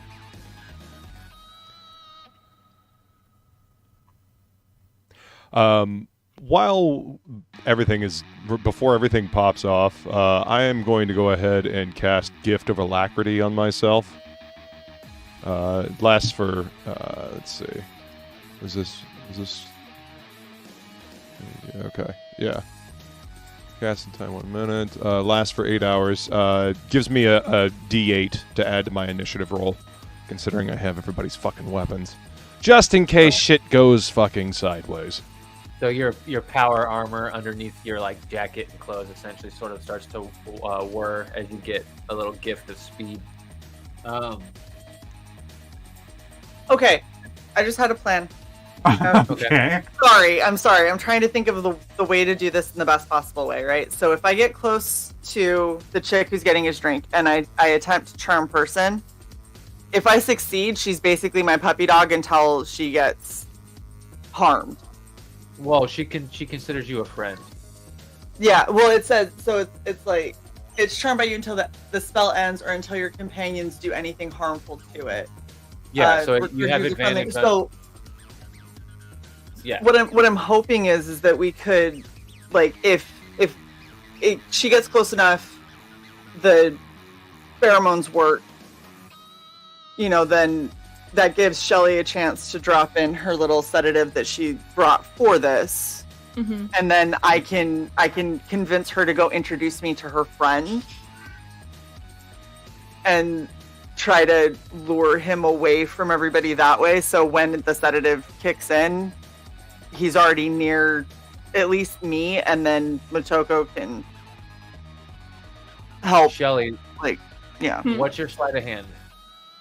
My sleight of hand is a big fat goose egg. Yeah, so you're gonna want Astrid. You're gonna want to be the one who does this. Yeah, so she, yeah. You can still charm her. You just have to be the one who puts the drinks in. Okay, so if I go down to Shelly and get the stuff and then go over to her, and then Shelly doesn't have to be near her. Yeah, that works. So you can wait here and wait for her to walk past you, act like you're at the end of the line, you know. She eventually gets the drinks. She walks up past you. More people come down. Go ahead. What is the save she needs to make? I think it's wisdom, but I cannot remember. It is wisdom. Wisdom 13. Okay, so that's an 18 on the die. Okay. So you release some pheromones, and you see this void elf walking towards you, and she's got long ears, similar to poison elves, those sorts of designs, and her eyes are completely pitch black, and they sort of flick towards you. It's hard to tell, but except for the head orientation and the way the brow orients, but you can see that she noticed something was up, but sees that you're Zelmari and sort of smiles and plays it off like she thinks under the assumption you're attracted to her. Just because the charm fails doesn't mean you can't still attempt to drug the drinks. It would just be a sleight of hand. You just don't have any sort of advantage on that. Okay. So then can I basically try to kind of intercept her before she gets to him with the drinks and play up that she thinks that I'm into her with deception? So you've already intercepted her, but she's going to walk past you. So she noticed you use your pheromones as a Zelmari. She acknowledged it sort of with the smirk. She acknowledges your quote unquote, what she says is a pass, and then is going to continue to walk past you. As she's doing that, what would you like to do? Can I try sleight of hand to just get it in the drink anyway? Yeah, like I said, you can. You just don't have any advantage. You can just still do a sleight of hand. We'll see what happens. While she does this, can I now move in that direction? Yeah. Well, I was going to ask, where do you want to put yourself? Just moving in her direction. Which way are they facing? I'm sorry. They're looking at each other. So the Void Elf is looking up north, and Astrid is sort of looking down south, and they make eye contact and kind of look at each other as the Void Elf starts to walk past. And Astrid sort of makes a movement like she's embarrassed, but you can tell her other hand is going to place in the drinks as she has eye contact with the Void Elf. Okay. I rolled a 19, by the way. Okay.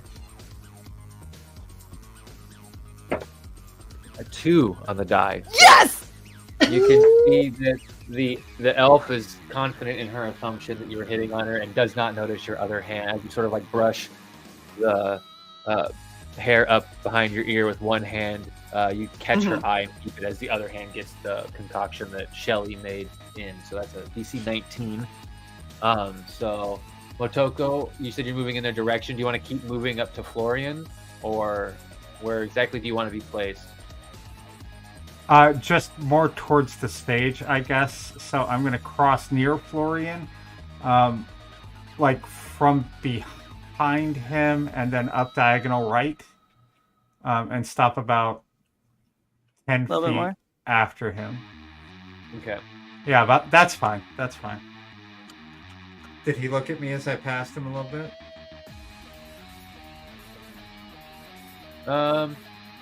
Yeah, he sort of makes an eye at you. He's got his drink now with in his hands now that he's gotten it from Shayla, and he sort of like cocks an eye at you as you walk by.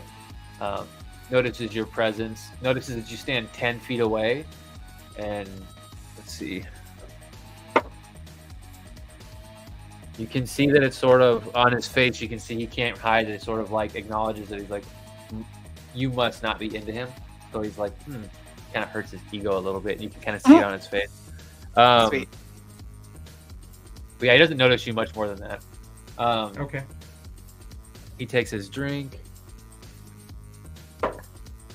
Oh. He dies. No, he doesn't die. That is a natural 20. We killed him. He just Shelly, what'd you mix? Well, it was my old Betty Crocker recipe. It's a little Who the hell is expired. that? You dosed him with cake mix? 22 total. I didn't know that. He made the DC. Yep.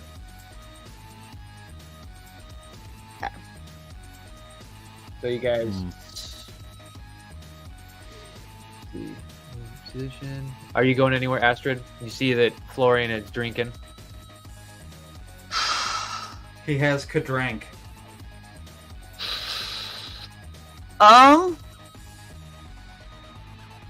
Let's Yeah, see, she noticed me, so I don't feel like I should go up and try to deceive him again, because I feel like that's going to be suspicious at that point.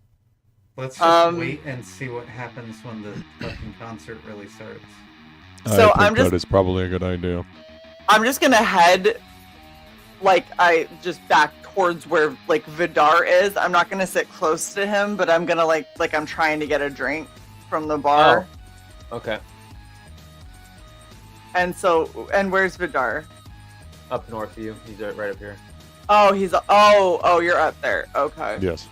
Yeah, I'm just gonna grab a drink at the bar, and then I'll go and kind of lean up by where Vidar is, and just tell him, like, through the whole link, like, well, that fucking didn't work. Like, Okay.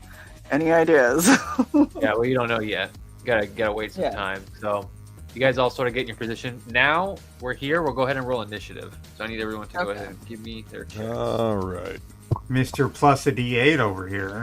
Hey, I knew shit was gonna go fucking sideways. This is us. You didn't know. This is this group. Yes, I fucking. Hey, Shelly, what did you roll? A big fat 9. Damn it! How does this happen every time? I am always just above you. I got a 10. We are always the last two, and I am always just above you. This is ridiculous. It gives us time to plan. 26. Fucking, these two are always like. I had an extra instantly in the D8. action, and we're over here like picking our teeth. 26, Vidar. And then you have the patrons. You guys aren't last, Shelly and Astrid. Oh, good. No, the People entirely NPCs. not involved. The level 0 NPCs are much lower than you. Oh, well, that's good. At least someone is. Dough burrito dude, thank you. So I need to make a check for 5 of them real fast. As the show starts for Mez, let's sing them twice. You guys see one big hologram in the center sort of pick up, and it's 314s. What the fuck? You see, almost like Daft Punk. There's this humanoid figure that pops up sort of like out of the ground, but it's at its waist coming up, and in front of it, this hologram appears. It's almost like a galaxy or a nebula, and then it forms into DJ tables, and you can start to hear bass and music start to build. It's sort of fading in the background, and Mez introduces himself as the universe's #1 DJ. Before he introduces his first song, and you can hear the bass kick and start thrumming louder than it was in the last band. You guys can all feel it in your bodies. And it's almost kind of like pushes you back for a second as it all starts, and the light show behind him that accompanies it is almost enthralling. You can see everyone else besides you guys, essentially, who's on the dance floor in that line. And even not the one over here, over there. So yeah, the guys in the middle, they all basically start watching the show almost as if they are enthralled by it. You get the sense that their focus is mainly on the show. And as time goes on, they stay entranced and enthralled in this first song. And by the time the first song's over, you've keyed in that the concoction must not have kicked in. It seems like his massive addiction to different drugs may have helped him sort of resist the powerful sedative, and he's almost riding it like a high.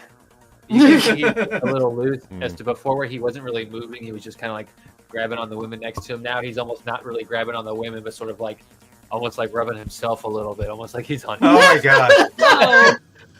We might have accidentally given him something different. Did you roofie him? I mean, kind of. I didn't mean to. I don't know. I thought like I put the right one in. I had uppers. Okay, I'm sorry. You do notice that this enthralling effect, you get a message from Mez that says that people should not be focused on you. Now's your time to move in if you want to do anything unseen. So essentially, anything you want to do, you'd have advantage on, whether it's stealth, deception, sleight of hand, or not deception. Okay. Sorry, yeah, stealth and sleight of hand, because they're not focused on you, so you can kind of move around. Okay, Astrid. More free. You gonna try this again? We're up. What am I gonna do? It's time to slut hard. All right. Let's try to slut it up and see if he takes the bait. So is this what's dancing? Performance, athletics, acrobatics? Are you trying to you're specifically trying to allure him, right? Yeah, basically. It would essentially be a persuade or a deception. I'm gonna do a deception. I'm gonna do a deception too. So your deceptions. Are we rolling individually, or do we roll one person and then advantage? So it depends. If you guys want to aid, you'd kind of have to be kind of close to each other. So Asher would have to get on the dance floor with you. You guys would be kind of like on each other, trying to get him to come over to you. So if that's the case, then Astrid, you would walk, come on, if I could grab it, but you'd walk up next to Motoko over here and try to get him to come over to you guys, essentially. Oh, since you struck out with the Void Elf, make a pass at me. We'll start dirty dancing and slowly drift over in front of him. Okay. That'll be distracting as fuck, and then you can deception on him. Okay. Yeah. Does that make sense? Well, yeah, you guys basically on the dance floor, you guys start, rubbing up on each other. There's not a whole lot of room to move where you're at. You guys could try to squeeze in if you wanted.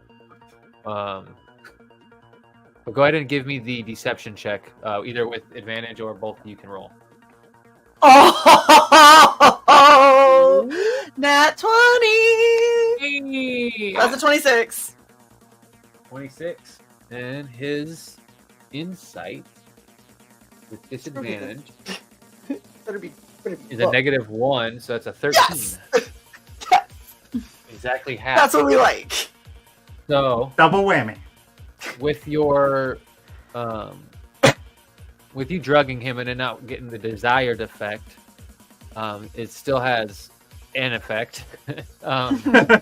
Sort of, you see as he sees you guys making eye contact with him, he sort of puts one hand on the chick that's next to him and like shoves her over and sort of walks over to you, and then this chick sort of fills up the space, and everyone over here is sort of like dancing right now.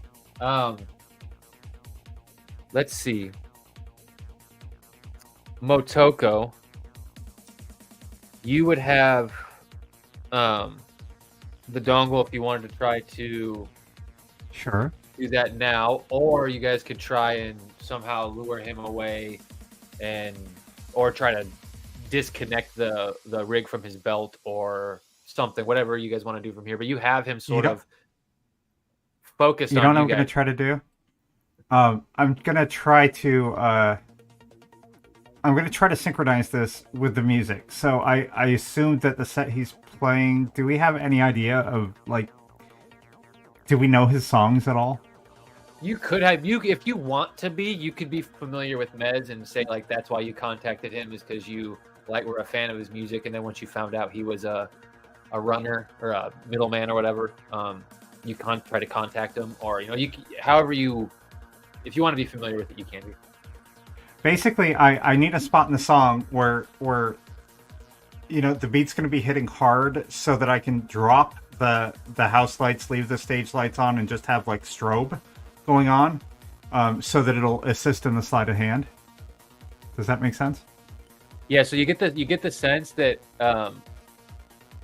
as sort of you guys were working on each other, you could feel the music and the rhythm almost change slightly more to a sensual, not like slow, but the thrumming and pounding and the melodies and stuff sort of changed as you guys were moving. You get the sense Mez is kind of already doing that from his end.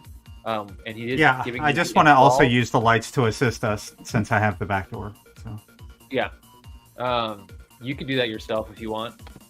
Yeah. And I'll give the dongle. So I'm gonna tell Astrid basically where she needs to stick it. Okay. But I know that she's better at slipping things to people than I am. So does that make sense? Yeah. No, yeah. You're passing her the dongle, and then you're gonna get the attention. So you're changing the enthrallment effect from the music to you, so he's not looking at Astrid. It's the same effect. You're doing it with the lights or whatever. You get the advantage. You're just changing the target of the enthrall. So yeah, same thing. She has advantage on sleight of hand to connect the dongle. Operation Backdoor is a go, some person. That is correct.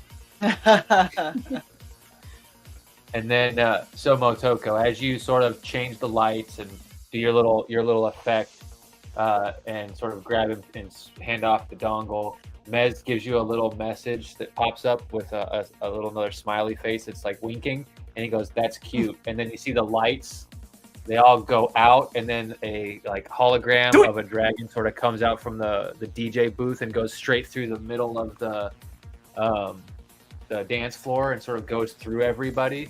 And then Astrid, as you're doing this, you get the advantage from what Motoko did with the changing the target of the enthrall still, but you also get a D8 from Mez's Bardic Inspiration. Oh yeah. That's awesome.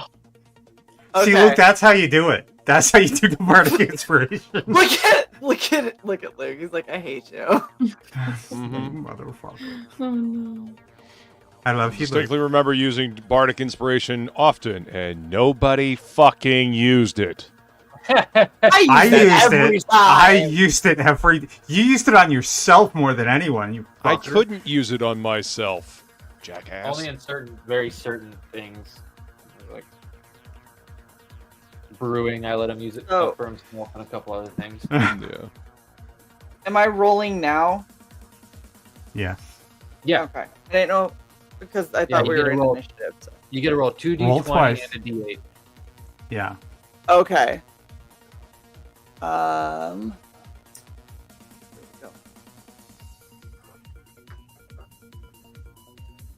So, 18. All right. That's the 2 20s and the 8? I don't add the 20s together, right? It's just advantage. No. Yeah. Yeah, so use the highest, yeah. It's the 20 plus the D8 plus whatever your sleight of hand plus is. Yes. Okay. So what was the total again? Sorry. 18. 18. total. Okay. advantage. Oh wow, disadvantage. So that's going to be a 7 and a 5. So he's very fixated on Motoko. It seems like Motoko must fit some kind of image in this guy's mind. He's very attracted at the moment, and he does not notice you attach the dongle to the rig. So, Motoko, you see another network pop up on your pan. It's encrypted, but you see it pop up that it's there, that the dongle's connected to it, and you can try to start breaking it whenever you want. Also, as you're this close, you see something strange. You notice the amulet as well, too. You guys can both now see it very clear, and you notice this weird... It drinks the light, and as the dragon hologram passes over it, all the light that it drinks in goes pale, and it's just almost like this dim light that it reflects. It's very odd.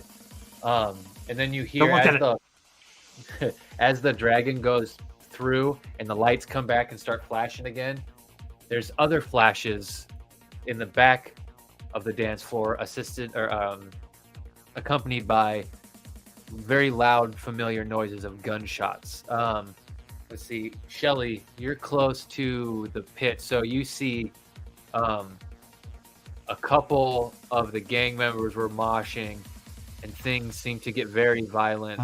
Shit. Guns were pulled out, and it seems like some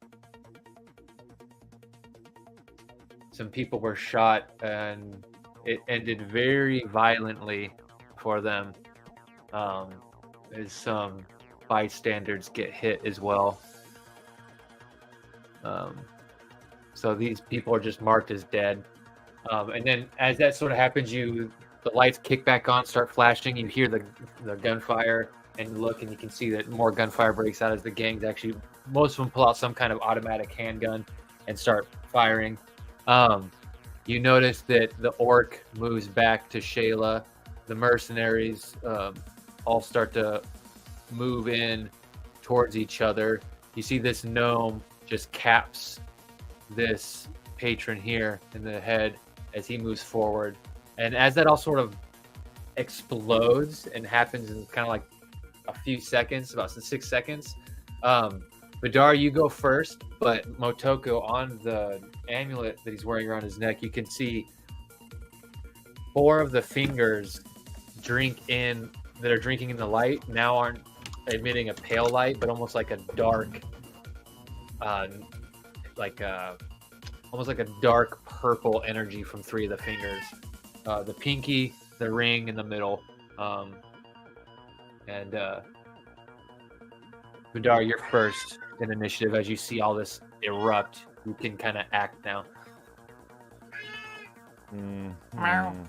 Sorry. You're good, no worries. Actually, I thought it was Onyx, actually. To be fair, I thought it was too, so... Be happy it's not my cat. My cat sounds like a bird. Oh. So loud. So loud.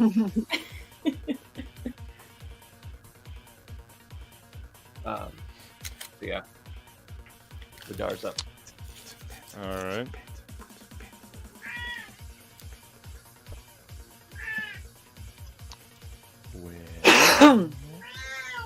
There's a lot of pussy up in this club. That's all I'm saying.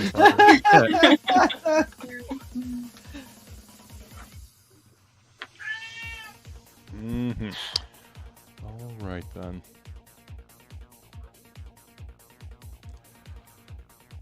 The human bodyguard just walked right in front of me. Yes.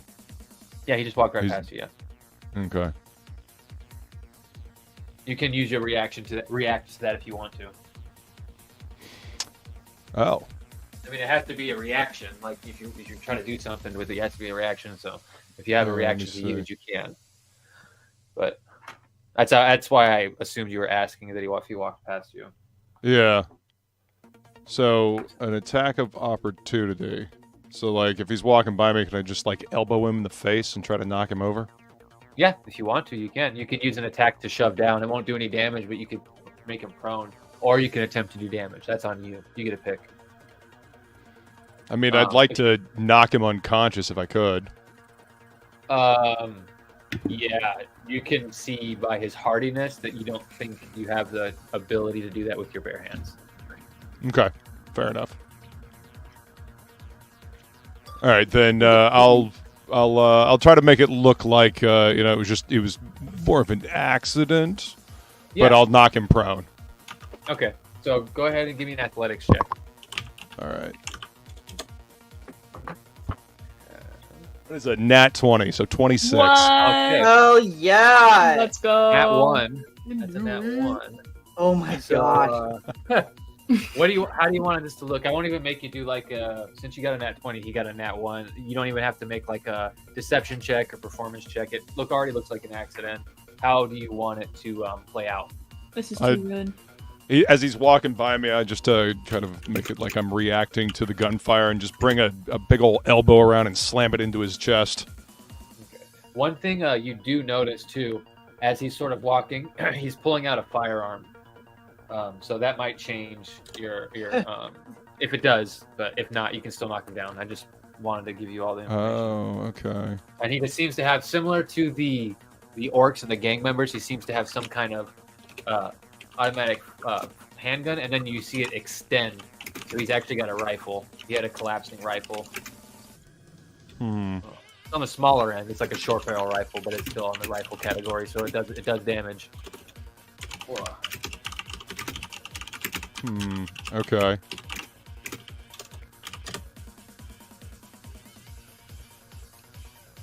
Yeah. Kind of want to knock the gun out of his hand then, if I noticed that before. No. So that's why I told you about the gun. If you did an athletic check, those can be used to shove, like move them spaces away from you, knock them down, and then if you want, you can try to disarm people and stuff too. Okay, well then let's do that. Let's disarm him then, if I can use the athletics check for that. Yep. As you do that, he walks by. You sort of, like you said, you kind of like make it look like an accident, and your elbow sort of slams into his chest. But instead of like knocking him down with using like your feet in judo kind of toe throwing, whatever, you actually just grab the gun and flip it around, and now you have it. As he's looking at you, he sort of stops moving, and kind of, since you use your reaction, he's going to stop right here in the corner, kind of looking at you now that you have his gun. Like, what now? But that's a reaction, so now it goes to your turn. You still have movement bonus and action. All right. Then I think I will reach out and grab him by the throat and use Shocking Grasp.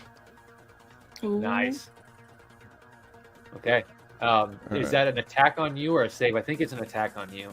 Let's see. Touch. One action. Shock to a creature. Instantaneous. Melee spell attack. So yeah, it's an attack. So it's a +5.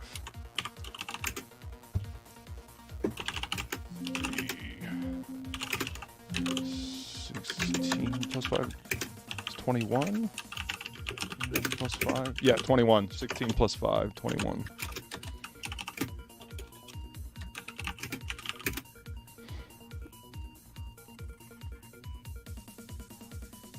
All right, 21. Yes. Bodyguards. Florian's corporate bodyguards have a 16 AC, so you manage to grab him with it. As you sort of put your hand on him, you can feel the shield, so you kind of like slowly put your hand through it and grab a hold of his neck. And go ahead and roll damage for me. All right. Nice. That is an 8. 8 damage? Yeah, All 8 right. lightning. So, and that is, what's his name? Looks like it's the right person. That guy is Vincent. Now, ouch. Okay. Yeah, he definitely felt that. So that was your action. You still have bonus and movement. Can I stow his weapon in my bag of holding as like a bonus? Yeah. Yeah, Okay. You can do that as a bonus. Then that's what I'm going to do.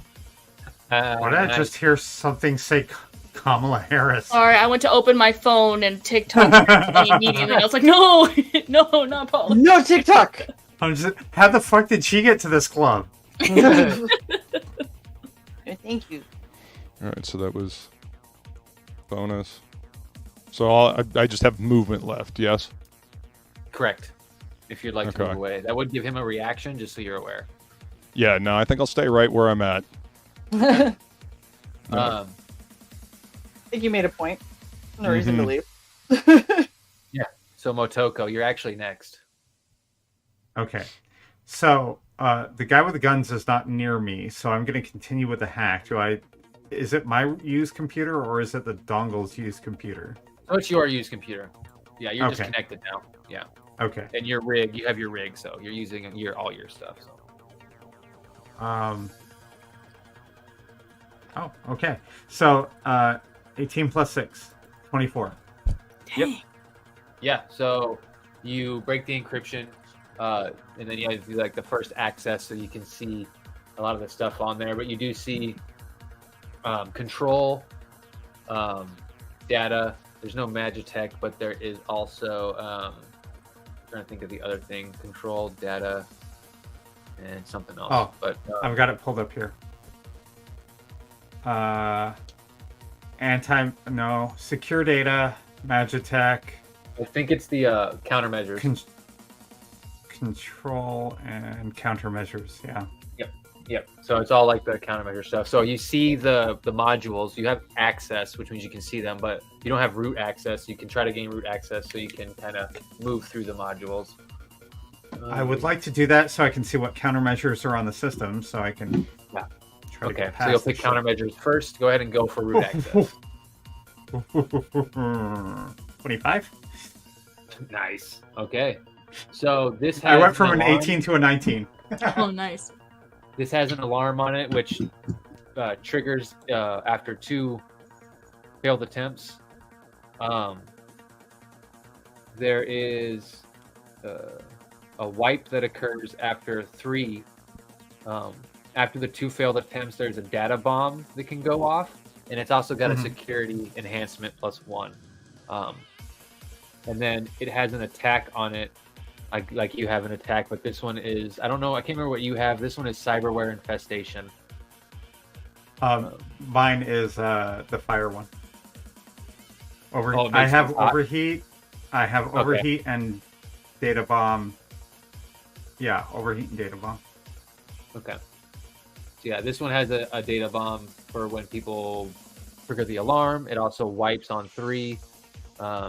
Essentially, the way it's set up is and it has the Faraday, which you already know about, because that's what why you had to physically connect.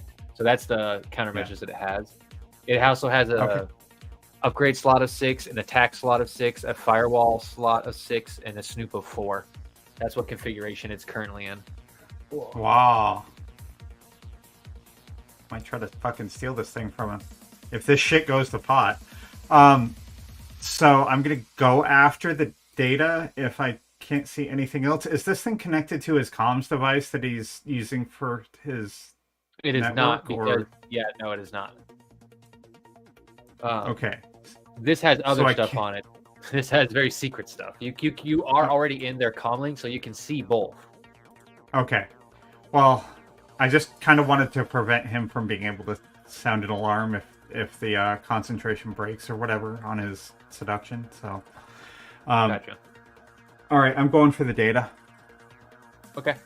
So you are going to essentially do a download.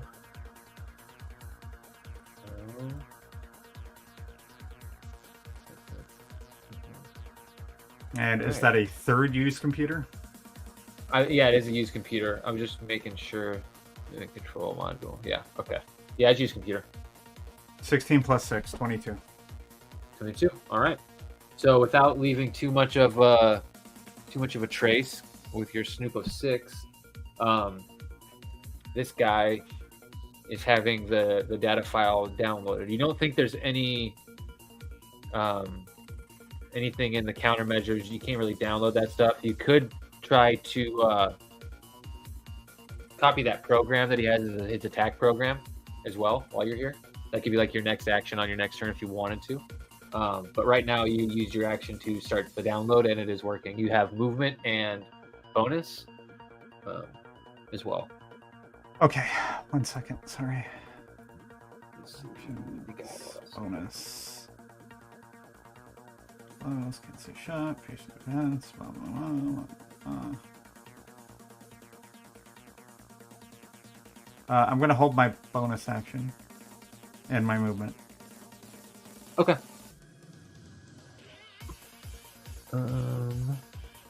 So next, it is the initiative 20, so the environment or other factors. So as you guys are standing around, and Motoko, you are hacking in the network here, you know, in your HUD, you can see all this stuff going on. You can still see the real world behind it. And as you do, same thing with you, Astrid. You notice that the 4 fingers that lit up on the hand now turn back to normal. The shadow sort of light fades from those 4 fingers. I need you guys to make me a perception check, and all of you can make me a perception check except Vidar. You would have disadvantage on it, but you can still make it if you want. 16. 30-20. Okay. That is good. I think my rolls are 10. just fucking counting down. I got a 10 on the perception. Okay, so With you the don't have disadvantage. That's the disadvantage. Talking. Jace. And then Astrid? You said disadvantage. I just thought disappointment.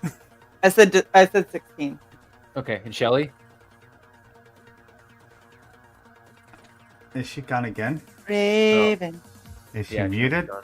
I'm muted. Oh my goodness. I have an You're 8. such a Oh my gosh. baby I'm so sorry. screamer. 8? Okay. The So Ocho. several things happen. Motoko, you do see as the light fades from those fingers, it doesn't fade, it actually like almost crawls down Florian's body down onto the ground.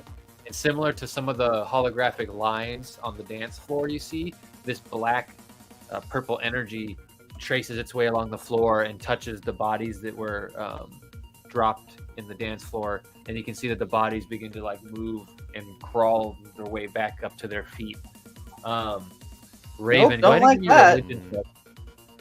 Is this motherfucker a What? necromancer? Doesn't look like it. You have no idea.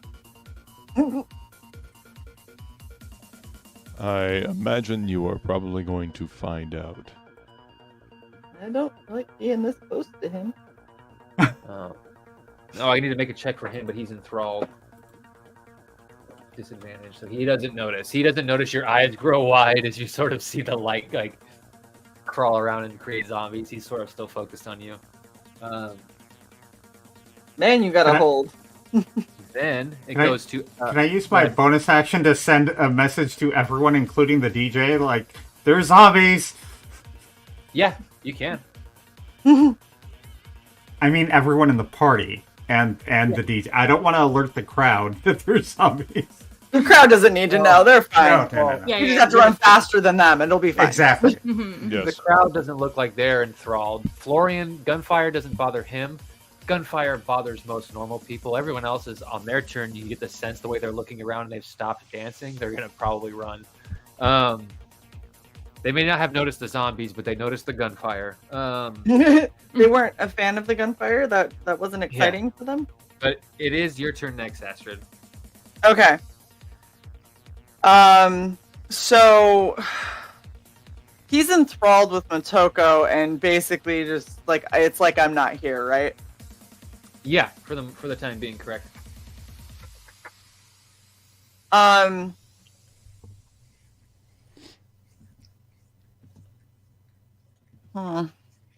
Speaking of zombies, I know, right? Nice. Oh, nice. yeah, Walking Dead. signed by Kirkman and it's drawn by McFarlane. It's the dead zombie Rick cover. That's where Glenn Oh, dies. cool. That's a gift my Okay, brother did so- that thing. So all those red guys that are below us are the zombies, right? Well, the red guys are zombies, and also the mercenaries and Florian are in red. But the ones that are all to the south that look the same are zombies, sort of in the middle. These ones, Okay. right here. These guys are zombies. So Oh my god. real quick, do I get the impression that if I were to cast some kind of a spell that would draw a lot of attention that I don't want to me? If you didn't use sleight of hand, yes. Okay. Or it's not already like a subtle spell. Like if you wanted to do invisibility, you wouldn't have to do sleight of hand because you're turning invisible. But most spells that do big like effects, yeah, you have to make a sleight of hand check for people to not notice the source of it. Okay. Why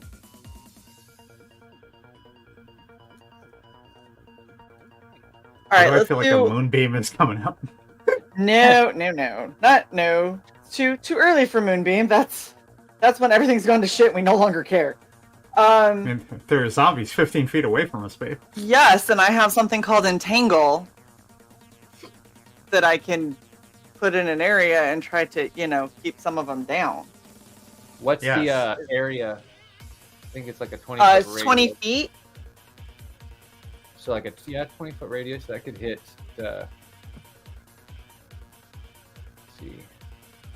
20-foot radius and 90 feet range. Okay. And I think they got to make. You're gonna entangle a lot of people with that bad boy. Actually, Yeah. I kind of. it's a 20-foot square, so it's not a radius, so that's good. Oh no, But it's a square. Yeah, with a 20-foot square, you can get that, like this whole square. So you can get these 3 zombies and this gnome, bounty hunter or whatever mercenary. And what are guy. the yellow things? Just dancers?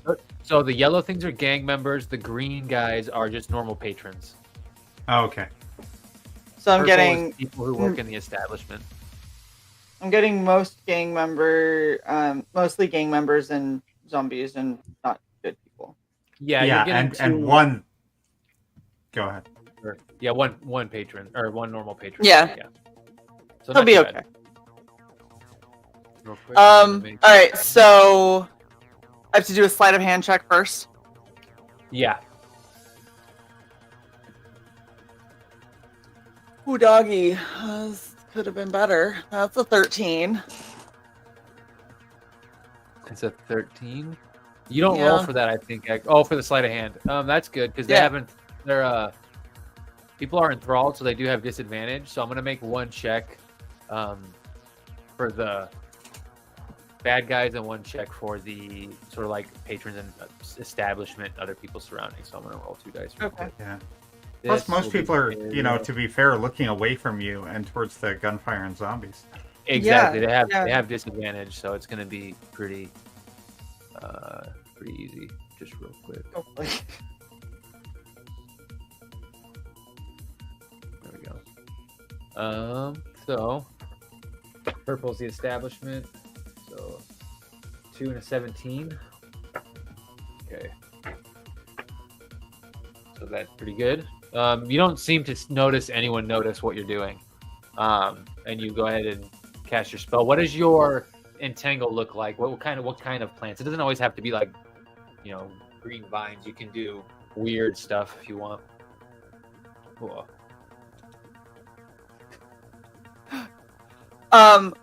I see it as almost like a version of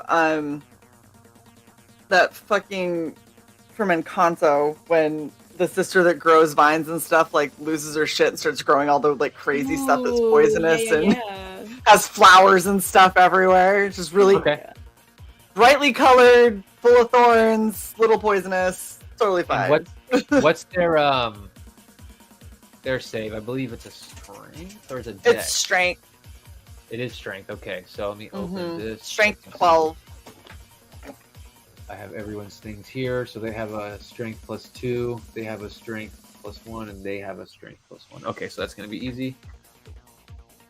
Patrons will be purple. Zombies will be green. What was the DC? 12. 12. Okay. So these now is going to be the bounty hunter. Oh my god, I'm rolling really good. And now the gangers. Holy fuck. Okay. It seems like with them moving around violently, the vines don't grip down on anything other than just making this area kind of difficult terrain to move in. Okay. But everyone actually managed to save. Damn. Do they have to save? I'm just curious. Do they have to save like every round they're in it? No. Like, will the No, because it's a vines low, not continue this one. trying- It's a low-level spell, I believe. Oh, okay. A creature in the area when you cast the spell must Yeah. succeed Yeah. on a strength saving throw. Cool. Yeah. Yeah, I think they disappear once they don't really hold anything down, so they just kind of like fade away. All right.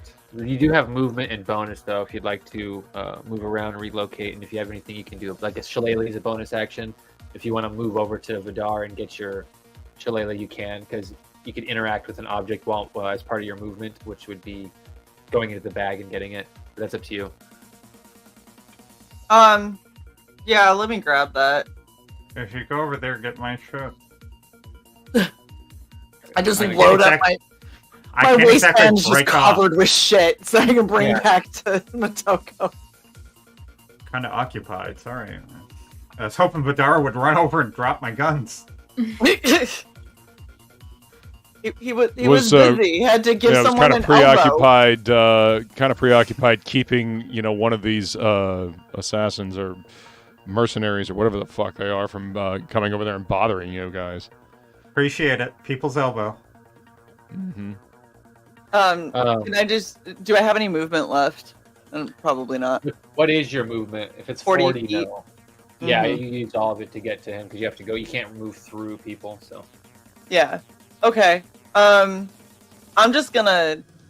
gonna hold anything else. Well, I don't have anything else. I just have a bonus, right? yeah, you have a bonus. So you could cast like shillelagh or hold to cast shillelagh if someone moves past you. I'm gonna hold it for now, so it's not as I'm not as conspicuous. Gotcha. So then next is actually Shelly. You're down Let's here go. Come on, Shelly. with the bar. And then you have your dart gun, so you could try to sedate him again if you wanted to. But I don't think at that point this is necessary. And then I think, did you just leave your other guns in your home, in your little portable lab, or did you give them to Vidar? I think you gave them to Vidar too, right? I gave Vidar my staff for sure, but I'll be honest, Okay. I was 100% banking on this dark gun to work. I didn't bring any other guns. Okay, heard. You can use it to try and sedate him again, so he can't follow you or can't stop Motoko if he notices, or you could try to poison him. I think you have that potion of that mimic potion that poisons. Mm-hmm. I would let you sort of fill a dart with that if you wanted to with your bonus Yes, action. Use your yes. Can I bonus do that, action for please? that. Yeah. Yeah. And if you want to, I don't think I heard you. I said when the zombies came up, you could have made a religion check. I don't know if you were around to hear. I don't think she was. Yeah, let me go and can I do that religion check now? Yeah. Cool. 12? 12. Okay, so as much as you know, when you see the bodies stand up, the way they stand up is definitely unnatural. One of them stands up without a head, so you for sure know that with the stuff that Motoko sent around about the artifact around the guy's neck, he might not be a caster. The way things are looking, it looks like the item sort of did it on its own.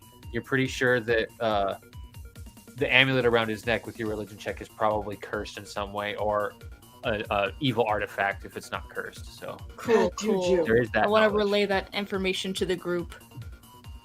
Thanks. Good to know. That he's not I'm necessarily farther a away caster, from but the amulet. Mm-hmm. The amulet is most likely what's giving him the ability to do all this. That seems to fit with what I saw earlier. I'd like to try to poison him, but is there a way to aim towards the amulet without him noticing? Like, I feel like this is a dead giveaway. It's a brawl after this if I get caught. Well, you want to aim. You want to poison him. Yeah. Yeah, you can attempt to poison him. What do you mean by aim for the amulet? Because you can either hit him or the amulet. Oh, okay.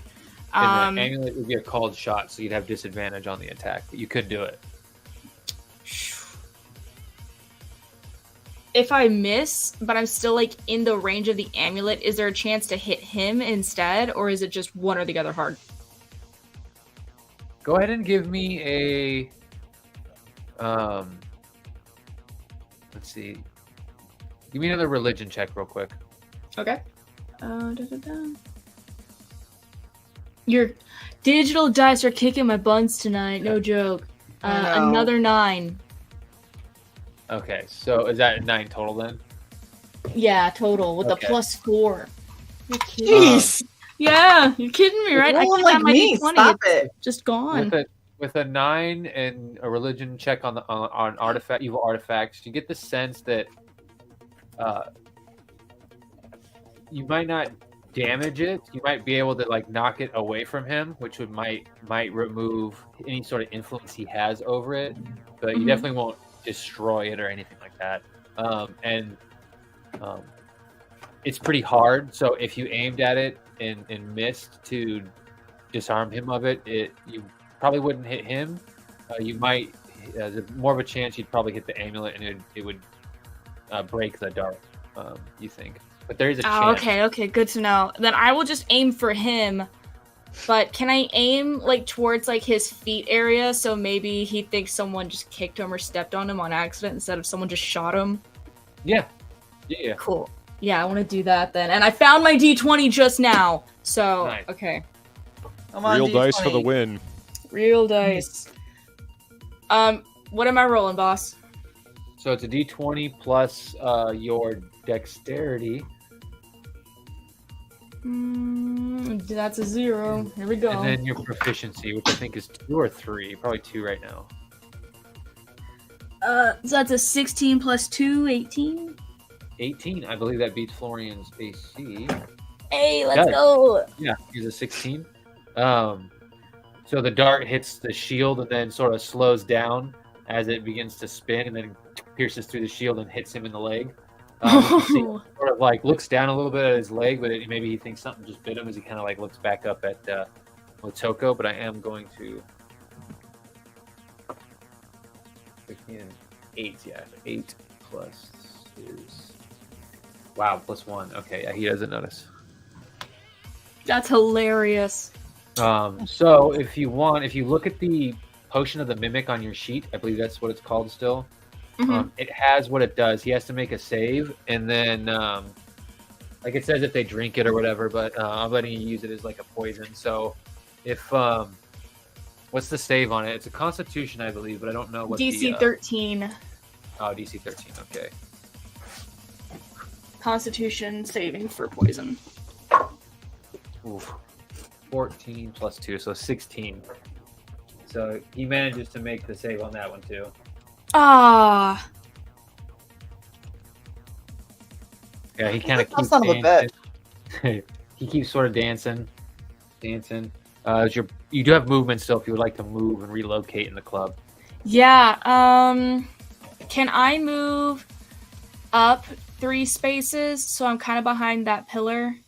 Yeah. Oh, like right here? Yeah. That area. Okay. Yeah, that's good. And then the patron's turn. Oh, All God. right. So these people are going to stay and fight. This guy. People are all running. Come on, difficult terrain. Make it hard for someone. Make it hard for someone. Yeah, just literally, I don't care who. I just want to have See not you later, failed. Feline. Later, feeling. Bye, Good night, Feline. Bye-bye. Your phone's at 26%. Gosh, And still I no can't. power. I can't Yeah. believe she doesn't have power.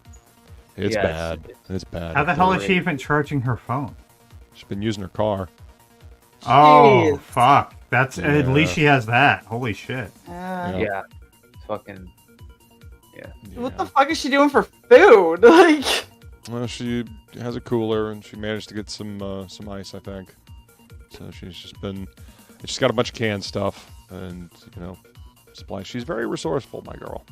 oh yeah, for sure. Just like fuck, dude. She shouldn't have to be this resourceful. Yeah, I mean, she sent me some pictures. It is bad. It is bad up in that area. Just trees snarled in lines just everywhere. I can't believe they haven't like sent somebody to help. She hasn't even seen any linemen whatsoever yet. No power trucks in her area at all. Yeah, it's bad. I'll write my congressman. Bullshit. Right? Yeah, they don't seem to really care much about the Carolinas right now, it seems. Well, it's bold of them in an election year. People tend to remember when you don't give a fuck about what they're going through. Especially in a natural disaster like this. Right? Like something that's easy for you to just give like a tiny fuck about. Okay, Shae, close your ears. I hear nothing. So what they do is to say, oh, it's climate change. It's your own fault for using fucking Aquanet hairspray. So you can fucking eat shit. Aquanet hairspray is what does it. I don't think Aquanet hairspray is what did a hurricane that hit in the exact same path in the 50s as it did this time. Name the same thing that showed up on the exact same day in 58. I feel like that's just a holy shit. It's a bad day. Everything's moving. Day. Yeah, people are running. All at once. Trying to. The mobs are running. And then and a lot of shit's getting closer to us or to me. You see that the mercenaries have sort of moved up and are protecting Florian. They don't really care about you guys.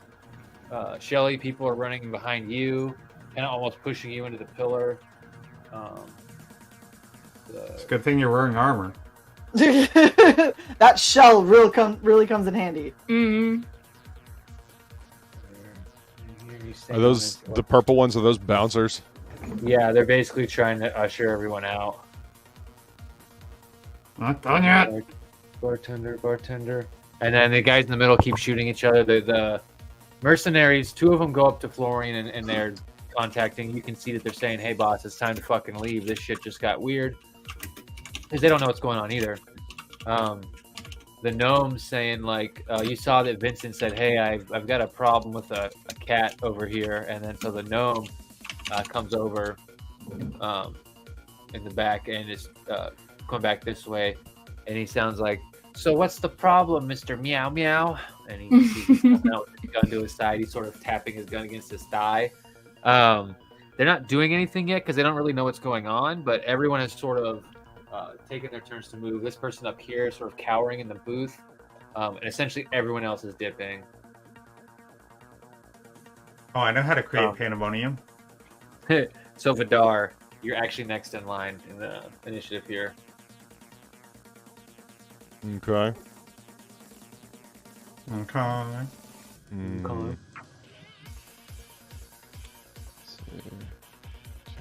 Okay, Mr. Construct, okay. Yeah, this guy looks like a grizzled mercenary.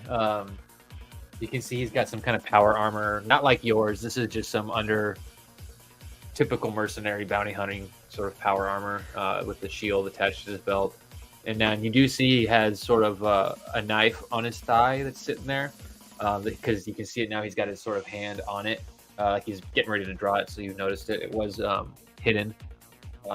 But that looks like to be like the only weapon he might have on him at the moment.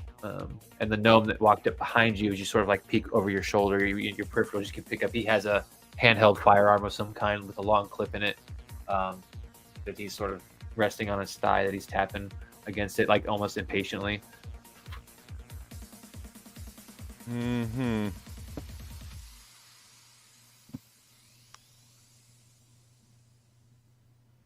Okay.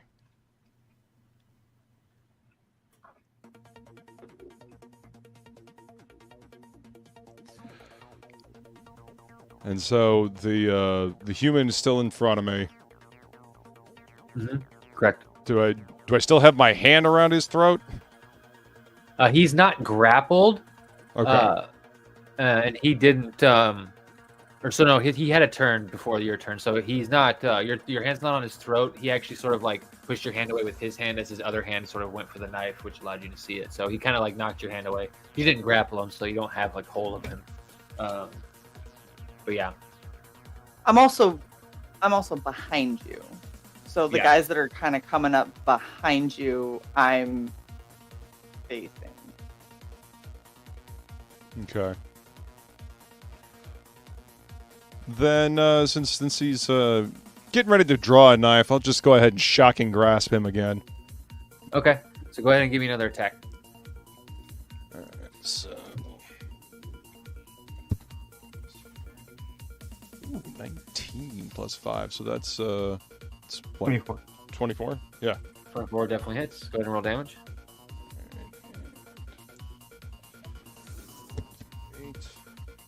8 7. 7 damage. Okay. Yeah. So as you sort of reach out and put your hand on his throat and shock him again, with that extra 7 damage, something must go wrong with his vitals as his sort of he clutches at his chest and his breathing gets heavy for a moment before he actually collapses down to his knees and then falls over. Seems like you sent him into kill him? cardiac arrest. Nice. Vidar, did you just kill him?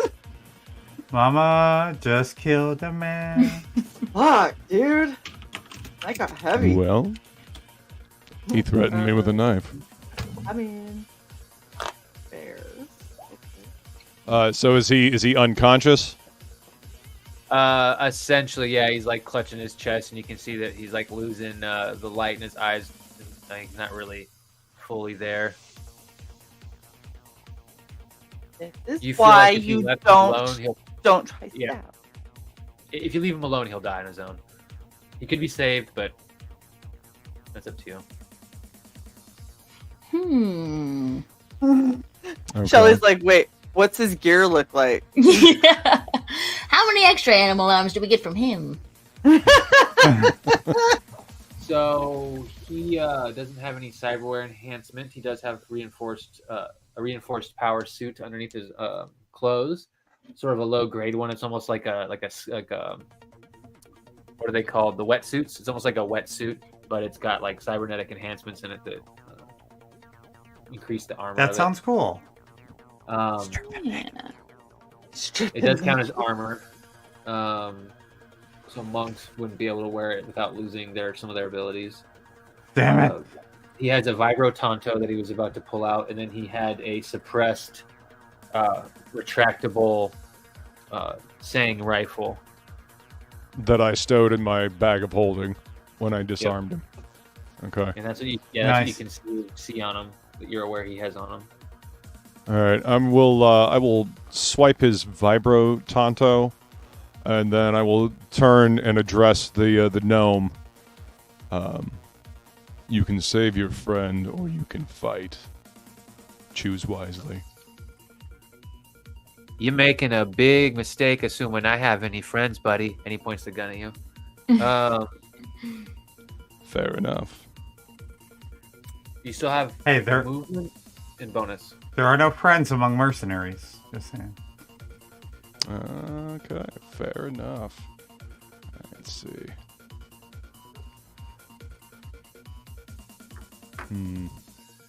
So, bonus action and movement. Can I do the bonus that I never did and just Yes, you just can. pass? It's not your turn. I'm just passing Shillelagh so he understands that it's not gonna be a fair fight. So you're not hiding the fact you're casting a spell? Damn it! I just want to be clear. Can I sleight of hand or no? In this instance, you're pulling out. You can try to sleight of hand it before you pull it out and hide the fact you cast a spell. Yes, the fact you're pulling out like a giant gnarly stick, he'll just be like, "How the hell did you get that in here?" Yeah, go ahead and make me a sleight of hand check. 16. Nice. Yeah. Okay. Let me make a check here. He's not enthralled anymore. But as he's sort of watching, you can see Mez is still interacting, and he uses his held action to sort of bardic inspiration to. He's actually going to take away from his roll, so he doesn't give him disadvantage or anything. But 12 minus. Roll a d8 real quick. This is right next to me. I got a 6 on the d8, so it's a 6 on the die. So yeah, no one seems to notice you. The lights sort of actually go out as you reach in and you pull out this shillelagh after the lights sort of kick back on and people can kind of see. So yeah, that was covered. So good call on that. Nice. All right, I will hold my bonus action currently. Okay. And no movement then either. Yeah, no movement. Then it goes to your turn, Astrid. As you do that as a reaction, it goes to your turn and you have your full turn now. Or sorry, not Astrid. My bad. Motoko. Yeah, I read that wrong. That sounds better. I was like, wait a second. Okay, so it goes to my turn or my held shit? If you don't use your held turn before it goes back to you, it's gone. So if you want to use it real quick before it goes to your turn, you can, like Astrid just did. I do. I'd like to grab him by the lapels of his jacket and spin him from facing me at 3 o'clock around over to about 10:30 to where I'm going to end up 1 up and 2 to the left.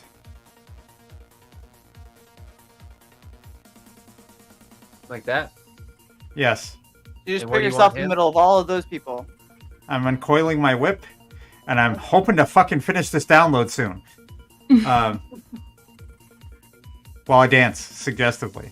There's a lot you- going on in that corner. Are you still trying to keep him enthralled then? So you like take the whip and sort of like put it around his neck and like, are you doing one of those things? Or like, Sure. Is it- Sure. okay. Well, I just need to know if it's obvious that you're in the fight or if you're trying to keep him focused on the dancing and the music, even though they're gunfire. I'm trying to keep him focused on the dancing and music while still getting a weapon ready to be able to strike within a 10-foot distance from me if shit starts to go down with Vidar. So Okay. I'm being a good teammate while still trying to go for the fucking objective. Go ahead and give me either perception, performance, or deception and add a d8 to it as the music sort of picks up and the energetic beat begins to play. Oh. Amplifying the action of everything going on in the club, and you get a little message from Mez going like, "This shit really popped off." He's like, "Oh fuck!" Did you say persuasion, performance, or deception? Correct. Okay, I thought you said perception, performance, or okay. So 26. Okay. Whoa. Go like you probably did okay. 17 plus 3 plus 6. Yep. There we go. That's perfect. That one okay. You can see the reason this works is because, like, you saw his portfolio on who he is. This kind of thing is his thing. He doesn't really notice the zombies yet, even though his teammates have told him like the shit's weird. Like he hasn't, because of the enthrallment and you getting his focus and not just staying on the music. Mm-hmm. Because you did that thing with the lights and took the attention. He hasn't really been aware of the whole situation. So to him, it's just another gang shootout. So he's just kind of like dancing, getting into it, and you can see in the messages, he's like, "Why should we leave? Shit's just getting good." That's also why I turned him. That's why I turned him away from literally every running patron on the right-hand side and the zombies down below. Yeah, That's why I so maneuvered him in that direction too. I know. It's all just working. So- these assholes. So you It's- you use your reaction, and now it is your turn. So you have your movement, your action, and your bonus. Okay. How's the download going? It's going. It looks like it's going to take a little bit, but you're in. It's downloading. He's not paying attention. It's not going to be. You get the feeling that it's not going to be noticed by the time it's done, because by the time of the next turn, it should be finished. Just out of curiosity, how is his rig secured to his belt? Can I kind of feel him up and tell? Yeah. You want to give me a sleight of hand to feel him up? Sure. This is such a weird way to play where you're like, I know. I'm gonna This is sleight not... of hand so I can rub up on this dude and see if I can figure out. Oh, nat 20! Nat 20! Fuck you! Whoa. Nice. 21. So you already, if you've seen rigs like this, you can guess kind of how it's probably. I mean, a lot of them are custom, but you can kind of guess how it's attached to the belt. And you think in one motion, if you sort of like let him grab your whip for a moment and put your hands, like down by his side on his hip, you could probably finesse them off with that. Maneuver. Okay, that's my worst case scenario. Oh my gosh! Like, you're just not gonna, like, you could do it now and then we could just, leave, but, like, no. If I do it now, it's probably gonna... do I get the sense that if I did it, that I would succeed in taking them off him without alerting him? Yeah. Like, yeah, surely... Yeah, okay. Surely what? He's an aroused I figured... I figured his rig getting disconnected from his person would alert him since he's a fucking runner. No, so he's a runner that's fucking high. In many ways. But if you disconnect it manually from his belt and take it, no, there's no alarm set to it that he has it. So if someone he doesn't assume anyone's going to take it off him, and there's only so many countermeasures you can have on it at a time. So he has it set up. Oh, I just figured he'd lose whatever connection he had to it, and that would alert him regardless of what I was doing to distract him. So he basically has it running on Faraday. He's using his comlink right now. He doesn't think anyone's in his stuff, so he doesn't have it running. He has it protected. That's not concerning. Yeah, he's not looking around right now. So Mez, here goes nothing. So is this'll be... Was my sleight of hand my action? Yeah, your sleight of hand is your action. So if you're trying to take them, yes. Okay. So do I need to roll sleight of hand again, is my question. No. That was your... I knew what you were trying to do. You would, like I said, you would already know kind of how you think it's applied. You would just have to do the sleight of hand to try to take them off. If you want. I'm going to do the... I'm going to do the sleight of hand to try to take them off, but at the same time, I'm going to move in closer to him so that it kind of ups the distraction a little bit. Yeah, you sort of move in closer and take off the rig and sort of try to put them on your person somewhere where he can't see, like in one of your satchels or something. Or clip them to the... I want to put him on the back of my belt, but I'm worried he's going to try to grab me about the waist somehow. So, fuck it. That's where I put him. Okay, so you just like attach him to your side, essentially. Well, in the back, like over. Yeah. Sort of over butt cheeks. Yeah, you're wearing it like a fanny pack. Yeah. Yay, fanny packs! Mm-hmm. I had you feeling had to leave. Who's got the fanny pack now?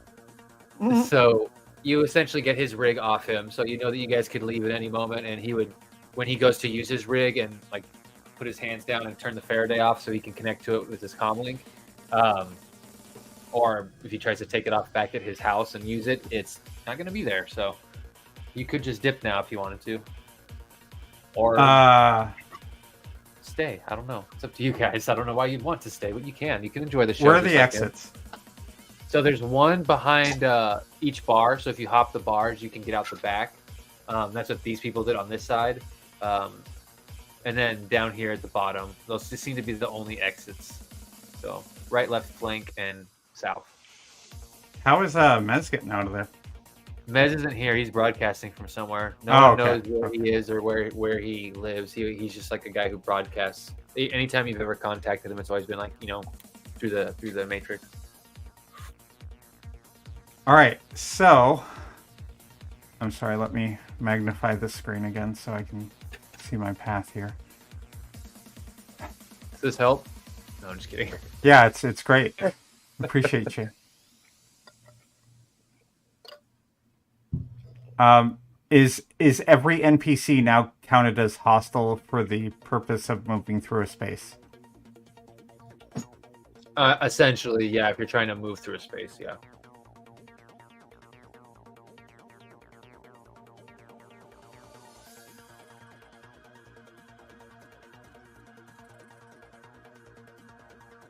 Where are you trying to go? That doorway at the left bar, correct me if I'm wrong, but with a 55 move, which is what I have, I think I can get there. I went up, left, down through Vidar's space. Okay.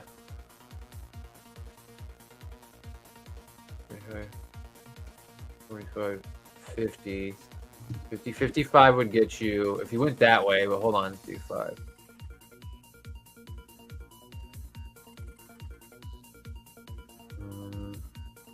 Yeah, either way, it gets you about to the bar right here. Okay. Okay, so you're going up, so that's only one. That's only one person who. Oh wait, no, they have no reason. That's right. No, I have no reason to assume anything of you is correct. So yeah, you get to there, no problem. They just kind of see you as a fleeing patron because no one saw anything. Oh, before I go, I'm like, this shit's getting too real. Toodles. And I broadcast on the comms. I've got the package. You can leave. As soon as we can get away from Gnome Man over here, we'll do. I'm not worried about getting away from Gnome. I'm just worried about him trying to shoot. Astrid, that is your turn. The gnome has a pistol, so he could make a shot, assuming he doesn't have the sharpshooter feat, which you don't know. He could, but you know that if you were to run away, you would cause an attack of opportunity. He could shoot at you, but you are close to him, so he would have disadvantage if he's not super skilled with the guns.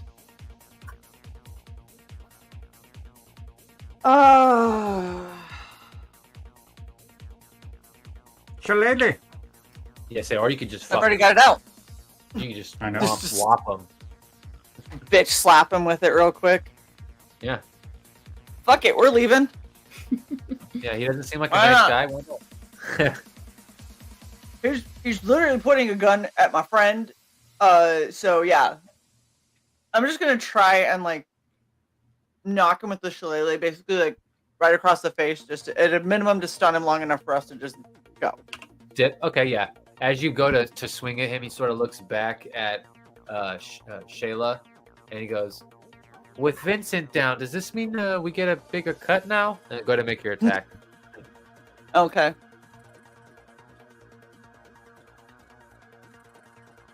Poor Sorry, Vinny. Vidar. Mm. I got a 6. Oh, 6 total. Okay, yeah. Yeah. So as you swing, he sort of like ducks out of the way, and kind of looks up at you like, "Oh, I can see you got a little fire in you." Ooh, you almost had it. You gotta be quick. I know, right? Then that would be your action. You still have bonus and movement. Well, I can't move without him trying to attack of opportunity. You think, yeah. And Vidar can't do anything, right? Like, you don't have. I have my movement bonus, and I held my bonus action. And do I still have my movement since I didn't move, or can I only hold one? Technically, in 5e, you can only hold one. But the way I do it is, since it uses your reaction, you can use, or you can save up to your. Like I say, you can save your whole turn. So it's not rules as written, but I homebrew it as you can save, whatever you want from your turn. So yes, you can still move and use your bonus if you want as a reaction. Okay. So if we both were to split right now, does he only get an attack of opportunity on one of us? Well, he can only. You're only the only one 5 feet in front of him, so it would only be. He only has the option to shoot at you if he wants to. But that's assuming he wants to. He doesn't really know much about you guys other than Vidar killed his friend, or well, not really. He doesn't have friends. His coworker. Not really friend. Yeah. And he hasn't killed him yet. He probably is gonna die. But yeah. Okay, so I just tell Vidar, I'm like, hey, there's really no need for us to get into this. I'm just gonna bolt. Like, I'm assuming you're with me. Go. Alright, I'm just gonna take off. Okay, as you start to go, Astrid, You have 40. So 5, 10, 20, 30. Do you want to get in front of Motoko or stay behind, or because you can? I'll stay behind. Let Motoko kind of lead the way for the out and make sure nobody's coming with us. And then Shelly, if Vidar. Okay, Vidar, are you moving? Yeah, I'm going to use my bonus action to Misty Step all the way across the room, right next to Shelly. Okay. Okay, let me make a note.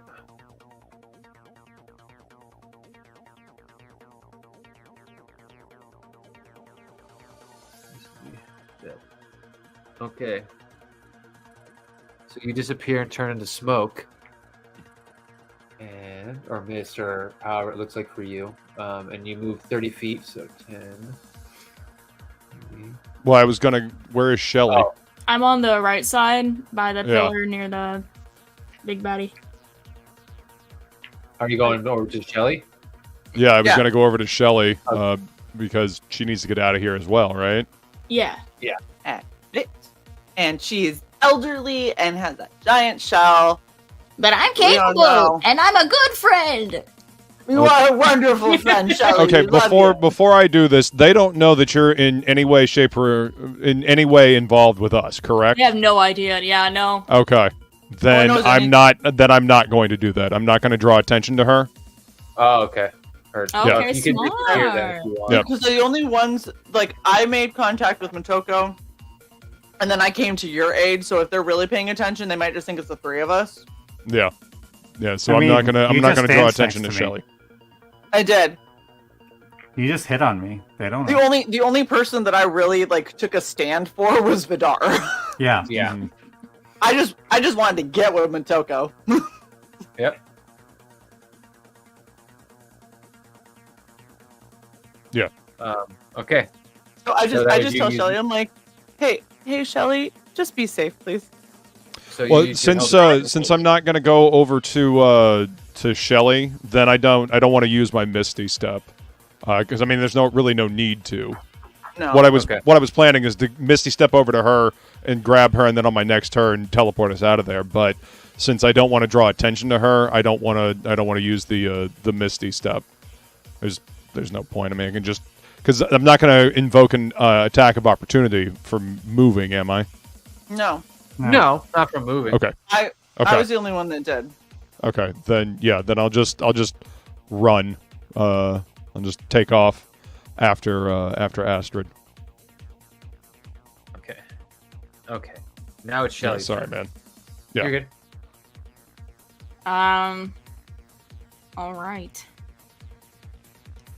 Shelly should just waddle her way to the front. Be like, no.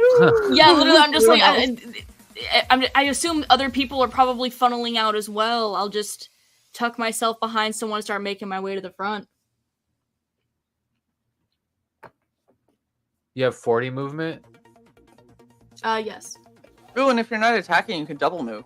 Yeah, that's what I'm saying. So that's I'll just double it. 40 right there. Get your ass out of there. Boom. All right. So yeah, you're just going out with the patrons. Yep. And then the patrons go. I'm not gonna sit here and move them all because they all just continue to go because you guys are choosing to run. So a lot of these people are going to be south more, and this is going to be pretty congested down here essentially. And the gangs are still fighting. You can see that the orcs are shooting the zombies, like holding them down and shooting them, and they're not really dying right away. They have to essentially like blow them to pieces. It seems like, or big portions of them to pieces until the body parts stop moving. You can see that sort of going on right now.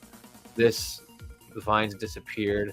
And now the gang members went from fighting each other to offing their own kind that have been turned into zombies. Is mercy killing. So that priority. That switched tones real quick. Priorities changed. And then that's the patrons. They're all just kind of moving. And the gang, he's going to go help this guy because they don't want to get sued by some weird corporate lawyer. So they're going to go make sure he doesn't die. This guy starts shooting in the air, telling people to move. Florian starts saying like, "Oh, you're no fun," and he starts moving down with his team. Wait, is he saying that to the guy who's shooting in the air? Does The he bouncer, yell that after Matoko? No, the bouncer, as the bouncer's trying to end the party, he's like, "Ah, you're no fun," and he continues off. And then this orc, he is looking over, and you can hear him shout something in Orcish. Does anyone understand Orcish? Mm-mm. No. Okay. Heard.